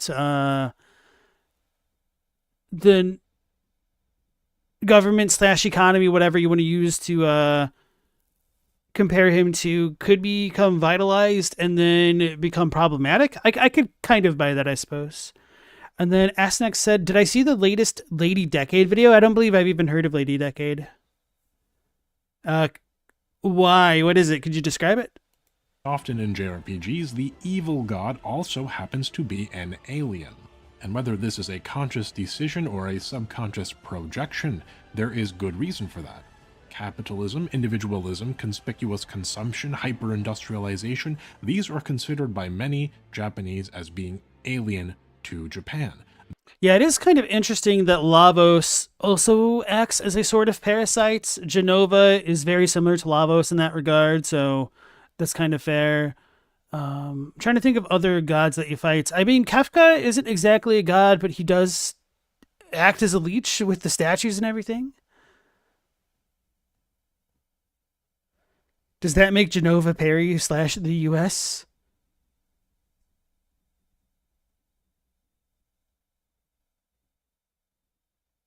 A little bit, yes. They are thought of as being introductions from the West, brought to Japan just 200 years prior. Like Genova, the Japanese perception is that westernization and capitalism was forced on Japan, and Japan adopted it to survive. It has lodged itself into the culture, poisoning everything around it with its influence, purporting at first to bring prosperity and a high age, a new Midgar, a promised land, only to corrupt and intermingle with Shinra, leaving Sephiroth in its wake and eventually a collapsed society which Genova can then devour. This is a theme we see in a lot of JRPGs, all pursuant to this same theory. Lavos, an alien creature of immense power, comes from space and lodges itself into the world, poisoning everything around it. It purports to bring prosperity and a high age, only to corrupt and intermingle with the hedonistic kingdom of Zeal, corrupting Queen Zeal, and weakening the planet enough so that it can consume it and begin the process anew. The Greater Will, a cosmic... I'll admit, I don't remember too much of the Zeal part of the storyline in Chrono Trigger, because I kind of hated Zeal, with the exception of the Corridors of Time song. So, I don't remember the whole Shala thing exactly, other than her being the sister of, Magus, I don't know how you actually pronounce it. Force, an outer god, arrives to the lands between, bearing with it the Elden Ring. It purports to bring prosperity and a high age, the age of the Erd Tree, only to corrupt those it would give power to, Queen Marika, the Golden Order, and the Elden Lord, so that it can consume that which remains. I'm sure you can come up with a few examples of your own. It's the same story, the same metaphor used again and again in JRPGs and Japanese media. A false god and its corrupting influence, representing consumption and pursuit of capital. A false Yeah, Final Fantasy Tactics, that I forgot about that one. You do kind of fight God at the end there. Yeah, a lot of the Final Fantasies are very anti-religion in that way. I mean, you kind of topple the state religion in 10 directly. The Mega 10 games are, you literally fight the canonical Abrahamic God in 2. What are other games where you fight God? Well, I guess Melzus is a fake god in Alundra as well. So yeah, this is just kind of stuff that I've grown up with and kind of taken for granted based off of these kind of principles which he's speaking about here. So that was the Frozen Flame was related to Lavos. I don't remember enough about Chrono Cross. I just really, really liked the game. I think I had too many characters and I couldn't really pay attention to a lot of them as a result of that, because I didn't want to use Kid in my party because they had other cooler ones as well. Bayonetta 1, I've not played that. Xenoblade, I've not played that. That makes sense to me. Didn't they also do something? Okay, Xenoblade. Xenosaga might have had something similar going on. You also did something weird in Star Ocean 3, which I won't spoil. I don't think you fought gods in Star Ocean 1 or... Anyway.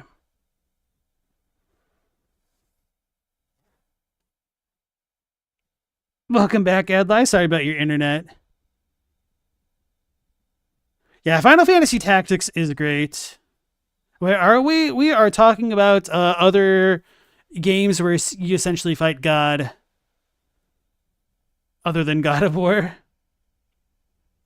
You fight the Wiseman in Star Ocean 2? Okay. Yeah, I didn't finish Star Ocean 2. That is on my list of games to go back and play. Xenogears? I've heard that was a really good game, but I just didn't play it as a kid. Kingdom Hearts, kinda? Gorsh. promised heaven, like that of bubble-era Japan, a corrupt power representing a government purchased and corrupted by capital, and if the false god is not stopped, a hellish existence thereafter. But not all JRPGs necessarily utilize the alien aspect, thereby tying the false god to the West. The most overt example of this metaphor that subtracts the false god as an alien from the West angle, I would argue, is Persona 5. Serious spoilers ahead, by the way. I'll add a chapter marker if you'd like to skip the spoilers, but Maybe I should skip it, maybe I shouldn't. At the very least, in Shin Megami Tensei 1, you can go and meet like the US forces, and one of the biggest choices in the game is whether or not to agree to let them nuke Tokyo so that way they could get rid of the demon calamity before it can spread beyond Tokyo, or you could try to actively stop them, which is a really cool idea. Yeah, I won't say too much beyond that. Okay, so I'm going to skip over the P5 thing. all right. And Tad Wrong, nice to see you again. You highly recommend the Xeno series. The lore is amazing. Sorry, which Xeno series? I'm thinking of like Xeno Saga or Xeno Gears. I don't know how they all connect or if they even are connected. And then Xenoblade is also another Xeno game. Dang, there's like 3 different Xeno titles. I have no clue if any of them are connected to each other at all. Smash Bros. You fight God? Kind of. It's true. They are technically connected? Okay, cool. I didn't know that. But wait a moment. If we take just a step back, we can see that not every use of this trope is so charged with political context. At least perhaps not consciously. I can't speak for Masahiro Sakurai, but I don't suspect Mr. Sakurai is trying to offer a critique of capitalism in Kirby's Dream Land 2, where Kirby fights against dark matter, an alien god creature that has possessed a local politician with promises of power. Huh. Never mind that. How about Kirby 64, where Kirby confronts dark matter after the alien god creature possesses politician Queen Zeal, I mean the Queen, and takes control of Ripplestar? Or in Kirby in the Forgotten Land, where the alien god creature Fecto Forgo promises a heaven-like land of dreams to a greedy group called the Beast Pack and possesses their leader, Leongar, to do. I guess Metroid is kind of like the similar principle of like an alien force that's a parasite that people are attracted to for its like some nebulous ability that leads to their own ruin. That's literally like the plot of Super Metroid. Although like arguably the Metroid itself isn't a god. Do so. All set in I still really need to play Metroid 2 Samus Returns, the Game Boy one. Because I was always really excited to see like the Metroid homeworld and whatnot. a ruined Earth-like planet called the New World. Or how about Kirby Superstar, which is possibly a Marxist-Leninist critique of the Soviet Union in the late... Okay. You know, maybe Kirby isn't the best counter-example. Or maybe I need to ban Little Dark Age from my shuffle playlists. But yes, it's probably not all overtly political. Some of it certainly is, like in Final Fantasy VII, or Mother 3, or Persona 5, or Kirby, I guess.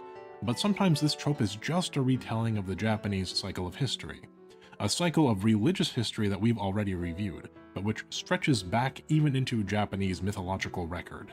I'd argue that perhaps the reason this trope is so prevalent in the modern age is because, even subconsciously, it is currently extremely relevant to the Japanese experience, and has been so since the late 80s, when story-driven video games really began to take off.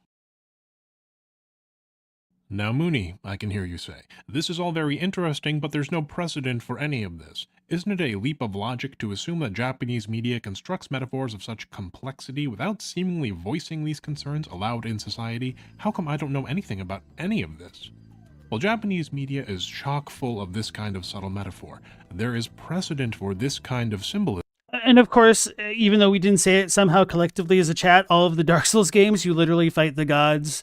Gwyn was a god. Lothric and Lorien are arguably god folk and whatnot. I guess Vendrick isn't necessarily a god, but kind of, but not. Anyway, Elden Ring, you literally fight the gods, so I digress. Consider Godzilla, long understood to be a filmographic metaphor for the consequences and dangers of atomic weapons, but also as a subtle metaphor True. for American influence in Japan True. itself. Or for a more contemporary example, consider Dragon Ball Z. Akira Toriyama, the creator of DBZ, was inspired to create the intergalactic villain Frieza, based on his experiences with real estate speculators during the Japanese economic bubble. Toriyama has stated that the real estate speculators are, and I quote, the worst sort of people. So this is completely unrelated, but there was a documentary made by Robert Downey Jr. in the 90s in like his coke phase, essentially, called The Big One. Or no, I can't, is that The Big One? I think that's actually a Michael Moore film. What was the Robert Downey Jr. documentary called? Damn it. I'm going to look it up.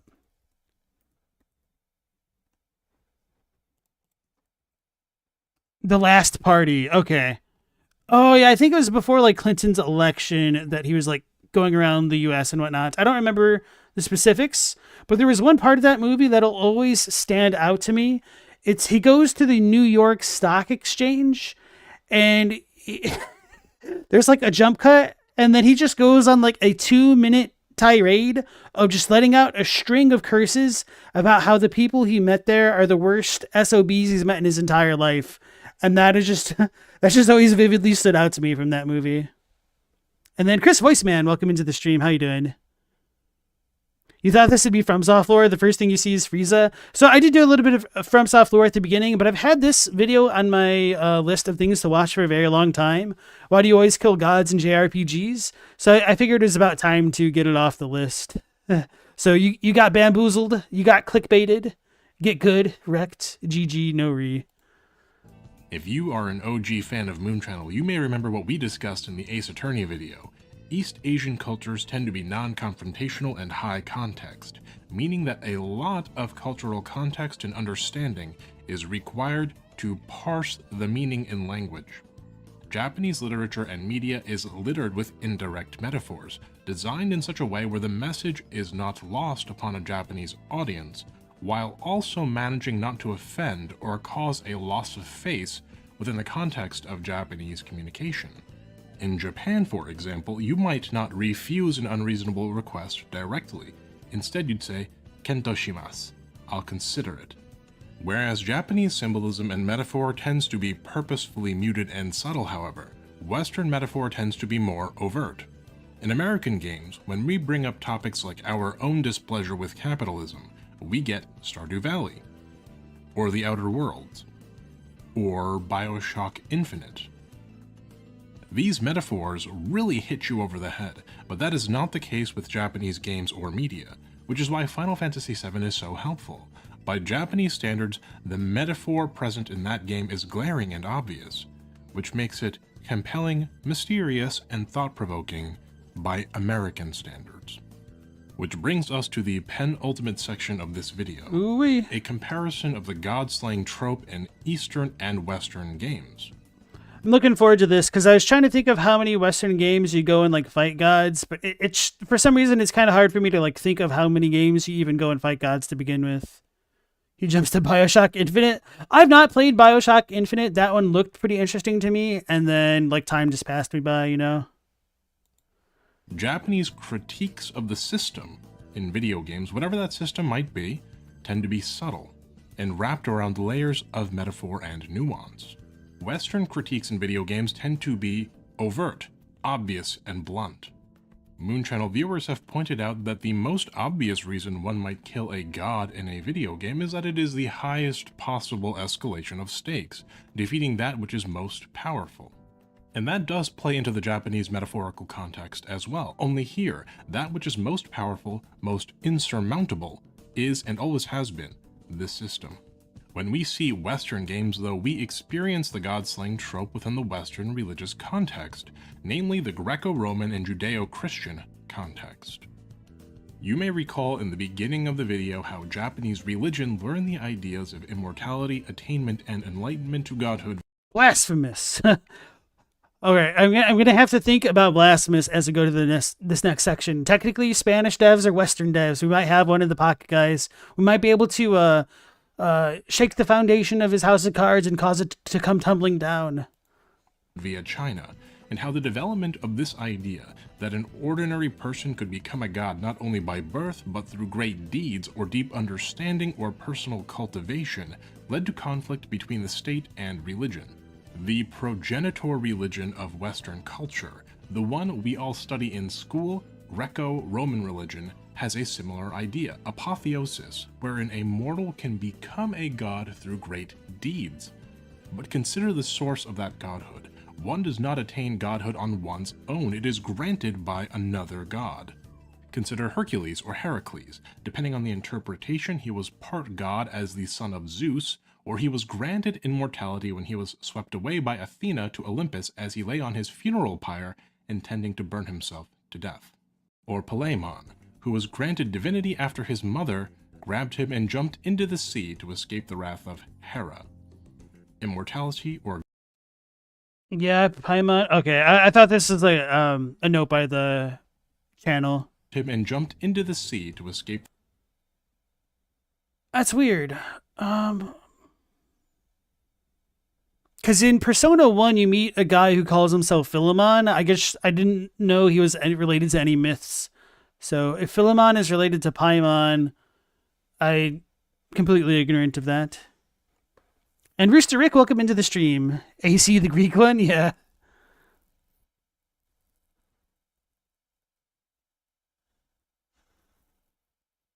Stella says, sometimes Americans are one step away from the Garth Marenghi school of, I know authors who use subtext and they're all cowards, but that doesn't make it bad, though. That's fair. Philemon is the name of a book in the Bible. I plead the fifth. The wrath of Hera. Immortality or godhood is for the gods to gift to mortals. It is not for mortals to attain on their own. Consider also Judeo-Christian religion. Christianity in particular very substantially. I wonder if he got any hate for that comment there, because I used the term Judeo-Christian in one of my videos and I had like a person get like really pissed off at me, and then I was like, bro, what should I use instead? And they're just like, shut up. I'm like, that doesn't help me. Shapes Western cultural perceptions. Even if one is not religious, one's cultural understanding in the West is heavily intertwined with Christianity. In all Abrahamic faiths, the only way to immortality is through capital G, God. For all the Christians out there, I'm sure you know the following verse by heart. It's printed on our soda cups, and it's written on the bumper sticker stuck to the back of your mom's Subaru Outback. John 3:16. God so loved the world that he gave his only begotten Son, and whoever believes in him shall never die but have eternal life. Immortality and deification in the West have a source. One is either born with it, or one is granted it by a god or the god, as the case may be. Or maybe it's Maybelline. No, so I would really need to think about this, because this is quite a sweeping claim that I wouldn't be comfortable just kind of going along with unless I was absolutely certain it was true. And I mean, of course, this could be hyperbole for the purposes of like content creation, but if it is, that does feel really at odds with like the rest of the video, which was very, very meticulous about its attention to facts and stuff. So I'm on the fence for this right now is pretty much what I'm going to say. Maybe Elden Goose to the Maybelline reference. Get wrecked. Maybe. Heracles and Jesus, apotheosis and salvation. Japanese religious history involves a cycle of false gods, but false gods in the Japanese context, with all of the ambiguity baked into that idea, are not even possible in Western religion. One is a god or one is not a god. One can be an evil god, but because godhood is granted and not attained, there is no ambiguity as to who is or is not a god, and thus no place for subtle metaphor of this nature. So, thinking about this a little bit more, I don't disagree with what he's saying there. I think that's actually very interesting. But I was, for some reason, like the story of King Arthur jumped out at me, and in a way, I think the stories of King Arthur and the Knights of the Round Table do align with what my guy here is saying, but that also made me wonder if it's a fair comparison because if you look at the Japanese historical context, if you want to say 800 is about when Buddhism came there essentially, or maybe not, no, that's probably wrong, but when let's say the religion became a bit more formalized around 800, I think he said in the earlier portion of the video, then that kind of makes it a little bit more difficult to compare to our stories about religion in the West, which extend a lot further back in history. And so our stories are ingrained with those kind of beliefs in a way that the Japanese ones are not, which, might be speaking to his point here. But we've also kind of had a lot of whitewashing of our stories to fit more in line with Christian modes of thought. Because from what I understand, and I don't know the most about this, is that the King Arthur stories weren't always affiliated with Christendom, but they became more Christian over time. And I'm curious about the more Celtic or Gaelic types of stories and religions. Now, of course, Celtic and Gaelic stories aren't very much at the forefront of Western media at this point in time, which is, more support for Moon's arguments here. So I don't know. I'm kind of floundering there, but that's just kind of my train of thought.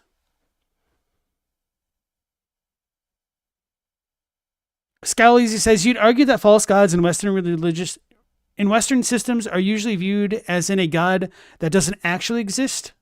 Quote, your foreign religion isn't real, unquote. Or false in that something that's pretending to be a god. Yeah.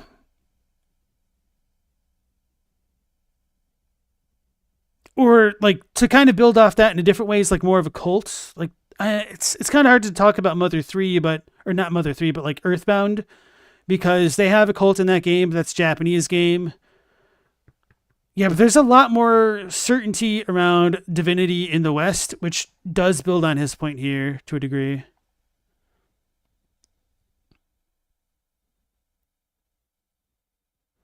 Without Horn says, the tradition of the demiurge is the closest we get in this concept of false gods. So the whole thing about can men become gods in the West, I would need to think about that more and maybe examine some stories. Because I don't think Arthur was... Yeah, I don't know about the origins of the Arthur story, because I don't think he was, called a god, but he was allowed to rule by divine right, which is a form of divinity in a way, right? But as they say, watery tarts distributing swords is no basis for a system of government, so it's hard to say. Hey, Crunchy, nice to see you. What about saints? Only as long as they're jarred. Actually, I can't tell if that's a shit post or not, but I can only assume it is right now. Chris says, you think there's a big library of European folklore that became tied to Christianity retroactively, whether in good light or bad? True. And yeah, maybe if we think about the Brothers Grimm fairy tales, no, those aren't really that old. That's not fair. Yeah, I'd probably have to do a lot more historical sleuthing, but I mean, the fact that we would need to do that historical sleuthing might actually speak more to the Moon Channel's points here. Overly Sarcastic Productions is a good channel for a video on King Arthur. Okay, cool. El De Gusto, don't worry about it. Hashtag spoilers. Oh, okay, you were not speaking... Okay, that was not a poop post. You're saying saints are mortals achieving quasi-divinity as a result of spiritual transcendence. Okay, that's a little bit fair. You may have missed a little bit of the context, but he was saying that the way that people achieve divinity or apotheosis in the West is by being granted power from a source that's already divine, as opposed to cultivating it themselves, which is the more Eastern tradition there. Which, I mean, that's exactly the same thing as what happens to Arthur. He doesn't manifest divinity. He's kind of given it, but it is a question of whether or not he was born that way as a man or a little bit of column A and column B. Corn says there's nothing in Christianity about men becoming gods, not even saints. Right. But the fact that saints can kind of perform miracles on behalf of, God in a way could lead people to believe that there is a certain kind of holiness associated with them that would elevate them beyond like normal men, I guess. But of course, you could argue the semantics about that. I wouldn't die on that hill, but I do think that some people could definitely get that impression, though.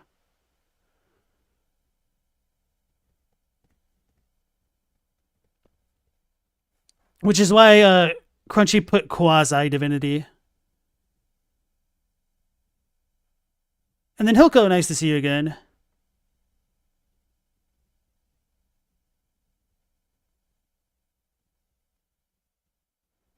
Corn says, through Jesus' teachings, actually, all men who follow him in his teachings can perform miracles and heal. That's fair. But yeah, El Degusta says it pretty well here, too. You don't become God, but you join with God in Christianity. That's probably a decent way of describing it. Well, maybe. I don't know. Yeah, Stella says that they're more like intermediaries. Trying to think of how to phrase it, but I think that's just arguing about whether or not an intermediary itself is holy, or if you need a certain level of devotion, piety, or holiness in a way to be able to even channel miracles. And so that might be splitting hairs a little bit, but I definitely appreciate the pedantic semantics. No joke there. Corn says it's not accurate, but you understand what we're all trying to say. Okay. Now I appreciate that. And even if I get challenged, I do unironically appreciate it because it does help broaden my perspective and understanding of topics. And of course, there's always the difference between what a religion says and what people believe about it. And I think we could probably all agree that people's beliefs about religion aren't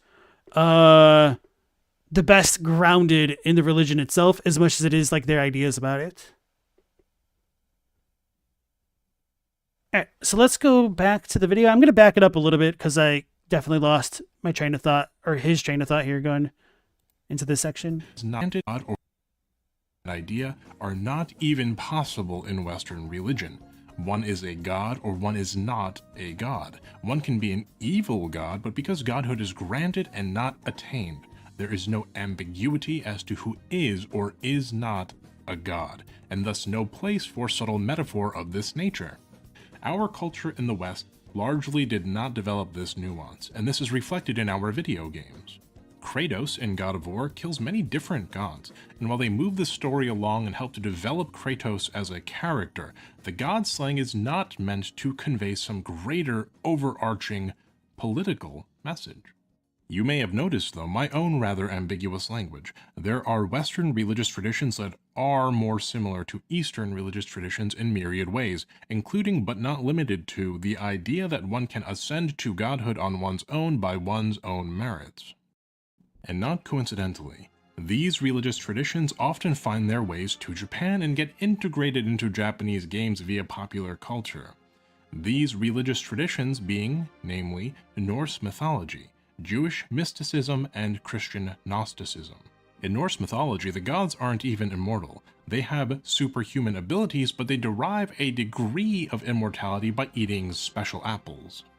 Although the stories of Norse mythology are quite fantastical, the Norse gods can be killed, even by mortals, depending on the interpretation. And because Norse gods are a little more human, being killable, and with more human-like characteristics, Norse mythology shares some similarity with Japanese religion, thereby making Norse mythology more accessible to a Japanese audience.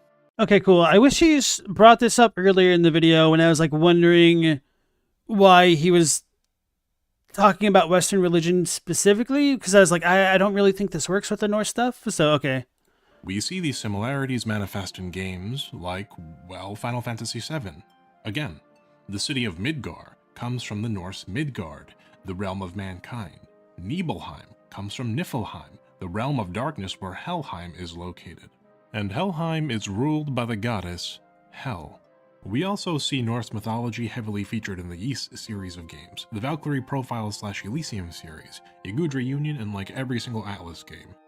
Likewise, Jewish mysticism and Christian Gnosticism have similar Western religion-subverting themes, alternative takes on Judaism and Christianity that offer different routes to salvation or secret knowledge that start to resemble an Eastern understanding of religion, instead of the more strictly Western, Greco-Roman, or canonical Judeo-Christian understanding.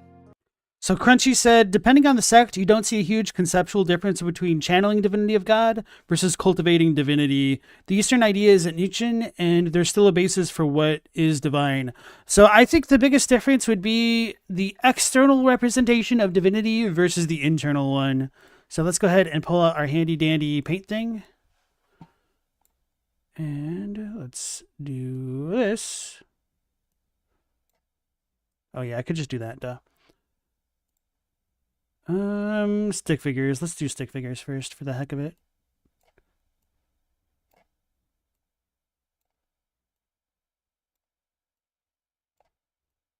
They eat spinach. All right, so let's go ahead and copy this guy and paste this guy. So, if you want to say like the divine power in the West comes from exterior sources, they'd get like the halo glow behind them, perhaps, just to give like a little bit of a, that's a terrible halo. What am I doing? I'm like making Dragon Ball fire. So like a halo type thing. This isn't really important. Anyway, hey, it's the Death Knight from Godwin. Versus like the concept of chi as a divine thing. This isn't, really the best example, but then it like flows through the body. Chakra. The difference would be that the halo would kind of come from an external source, whereas chi and the divine element would come from the inside and not be granted from an outside source. And chi is something that you can cultivate on your own. That's why it's like cultivation versus channeling the power from the heavens and whatnot to do your kind of divine things, or being granted it by watery tarts with swords. Hopefully that makes sense.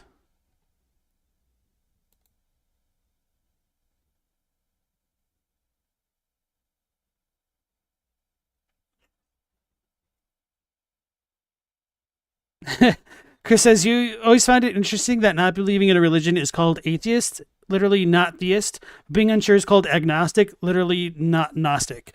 So this is kind of related, but I think there's a very loaded implication by using the term atheist, because at least in the West, when you say that you're atheist, it kind of more figuratively / literally means that you are more or less not Christian, as opposed to you don't believe in any concept of gods whatsoever.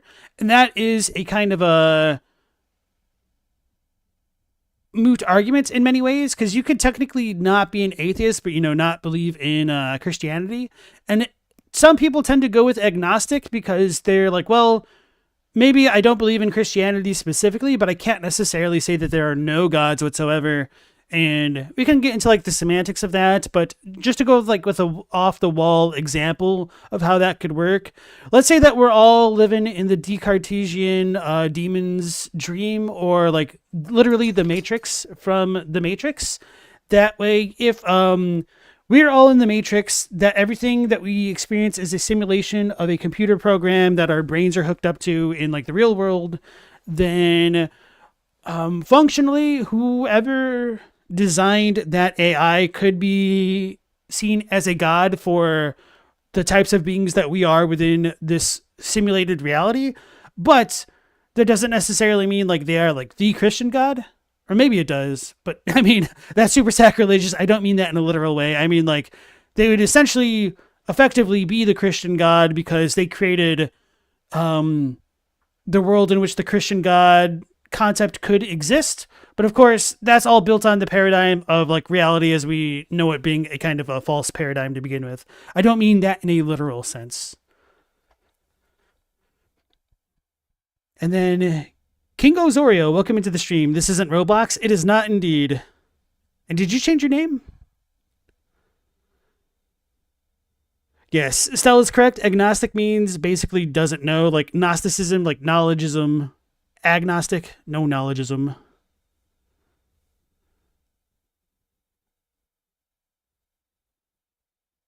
All right. So is there anything else?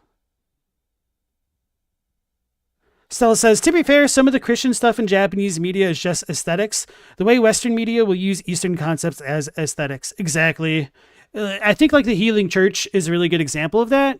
Because even though it does really borrow heavily the veneer of like Catholicism and like Eastern Orthodox churches, it's certainly not that Christian when you like get into the nitty gritty of the inner workings.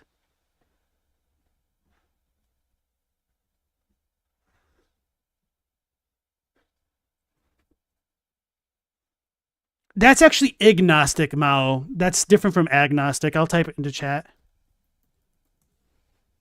All right, let's go back to the video. We also see these concepts present again in Final Fantasy VII. You may remember from earlier in the video, Genova, the name of God in Hebrew combined with the Latin word nova, meaning new, a new god.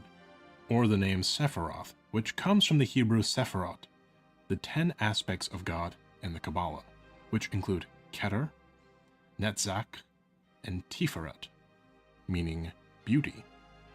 But look, we are getting a little too far into the weeds here. Sometimes the Japanese use Western religious motifs simply because they are cool and mysterious. You did it again, Stella. Shinseki Evangelion's extensive use of Gnostic themes. Yeah, I feel like this is probably the best example of just using it as aesthetics. Man, that one post online of like I would assume it's a false story because I think it came from like 4chan or whatnot. But like some Japanese girl was like, "Oh, I was so into Evangelion that I read the entire Bible to understand what it was talking about." Which, oh man, that's just like the whole Fortnite situation in like Elden Ring, but on an order of magnitude way beyond that kind of debacle. For example, is said to be for this reason. Though again, you really need to read between the lines and apply high context when interpreting Japanese. And while I could go on and on about religious symbolism in Final Fantasy VII, or Gnostic symbolism in Evangelion, this is all besides the point. Our cultural understanding built in Western religion doesn't quite allow for the same degree of nuance and storytelling that the Japanese cultural context allows in this specific way. Our god-slaying trope is already uncommon, and when it is present, it is utilized for the purpose of escalating stakes and developing the stories of individual characters. Whereas in Japan, the god-slaying trope is widely used instead as a metaphor for a shared cultural experience of difficulty and struggle against an uncaring, soul-crushing system. But here's the thing. What has happened to Japan? The lost decade, the economic struggle, the broken social contract? These are concepts limited to Japan only for now. Economists and scholars have studied Japan's lost decade to the point of nausea, and while Japan has struggled tremendously with the effect and impact of the lost decade, to the point where the consequences and themes of that struggle have completely permeated their media, we in the West have been, largely, blissfully unaware of the extent of Japan's troubles. Japan is a canary in the proverbial coal mine. I don't want to scare you, but we here in the West may be catching up to where Japan already is. We are starting to see very Japanese-looking themes of godslaying, broken social contracts, and anger at an uncaring system permeating into our own media.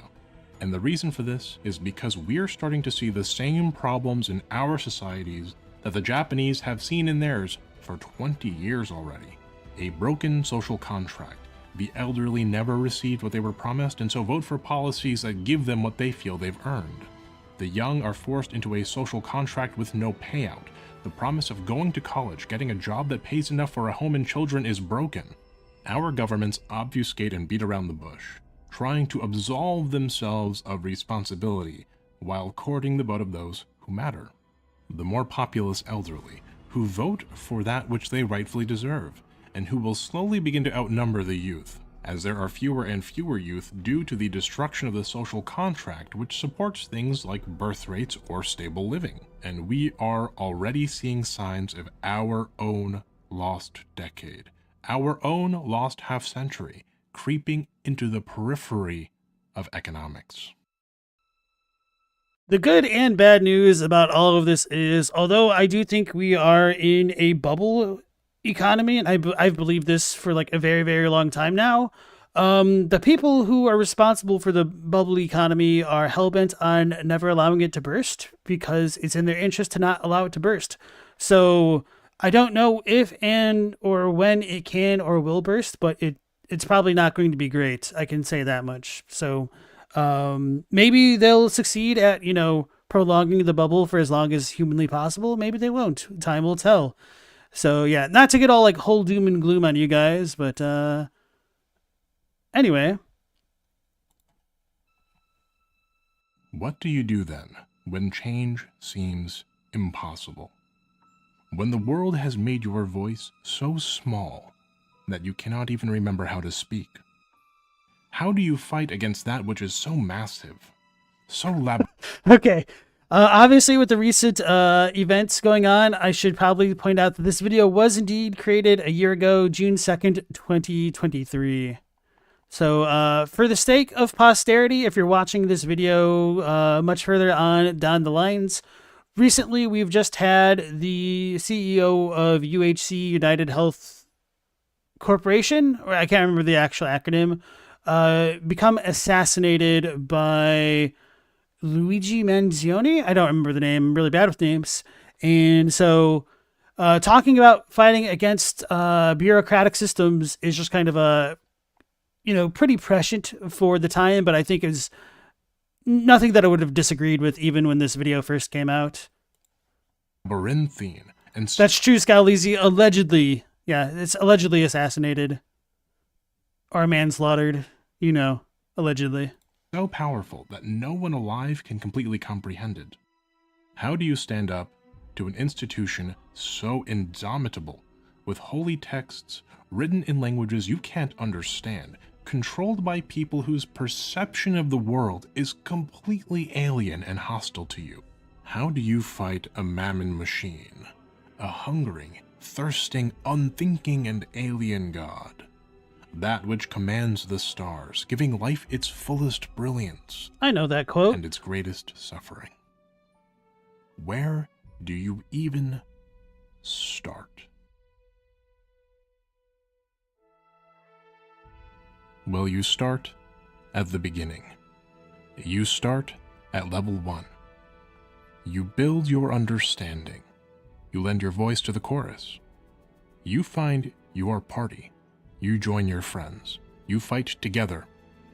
You win some, and you lose some. You struggle, you persevere, and you level up. You figure out the story. You discover the motives, and someday, when you're ready, you will stand up to the false god together. And you will prevail. So I think that was a very poetic way to I've been answer your that host, question. Mooney. Times may be tough, I know. But hang in. I don't know if obviously that is the correct answer, but I think that's about as good as an answer that you can give on a video that's essentially supposed to be aimed towards video games specifically, but is obviously reaching it beyond that because games in many ways are critiques on the state of society. So definitely impressed with how strongly he ended it there. In there and take good care of yourself, okay? A special thank you to this video's sponsor, NordPass Business. Please don't forget to check out. Oh, that's true, El Degusto. In Pokemon, your starter is like level 5, and in Bloodborne, you're level 4. I'm always grateful for your support as viewers. Thank you for tuning in to Moon Channel. So you just gotta be leveled up to begin with to be more successful, right?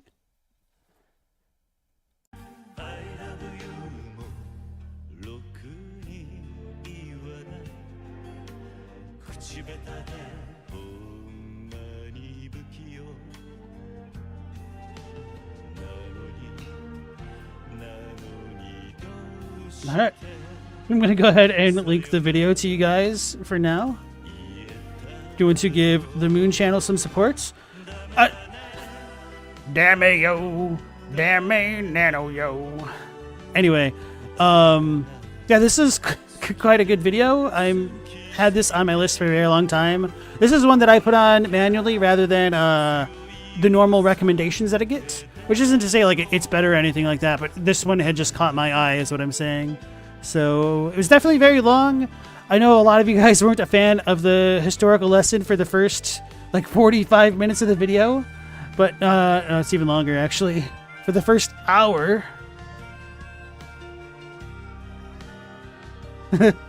Yeah, literally the first hour of the video is pretty much a history lesson, but The following hopefully the historical stuff did help give some context, and if not, hopefully my comments on the historical stuff did help to piece it together a bit more concretely there.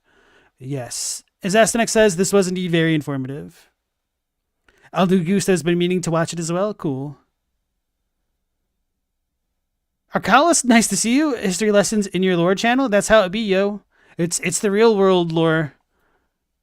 You gotta get all that NPC dialogue and understand the side quests to understand. Oh yeah, I already linked it. Okay, so I'm going to go ahead and link it to you guys again since I'm already doing it if you want to give them some support.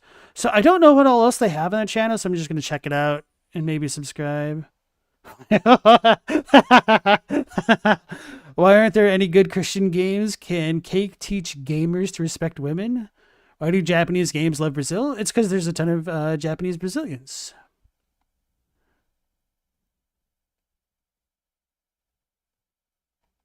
I think I'm okay, though.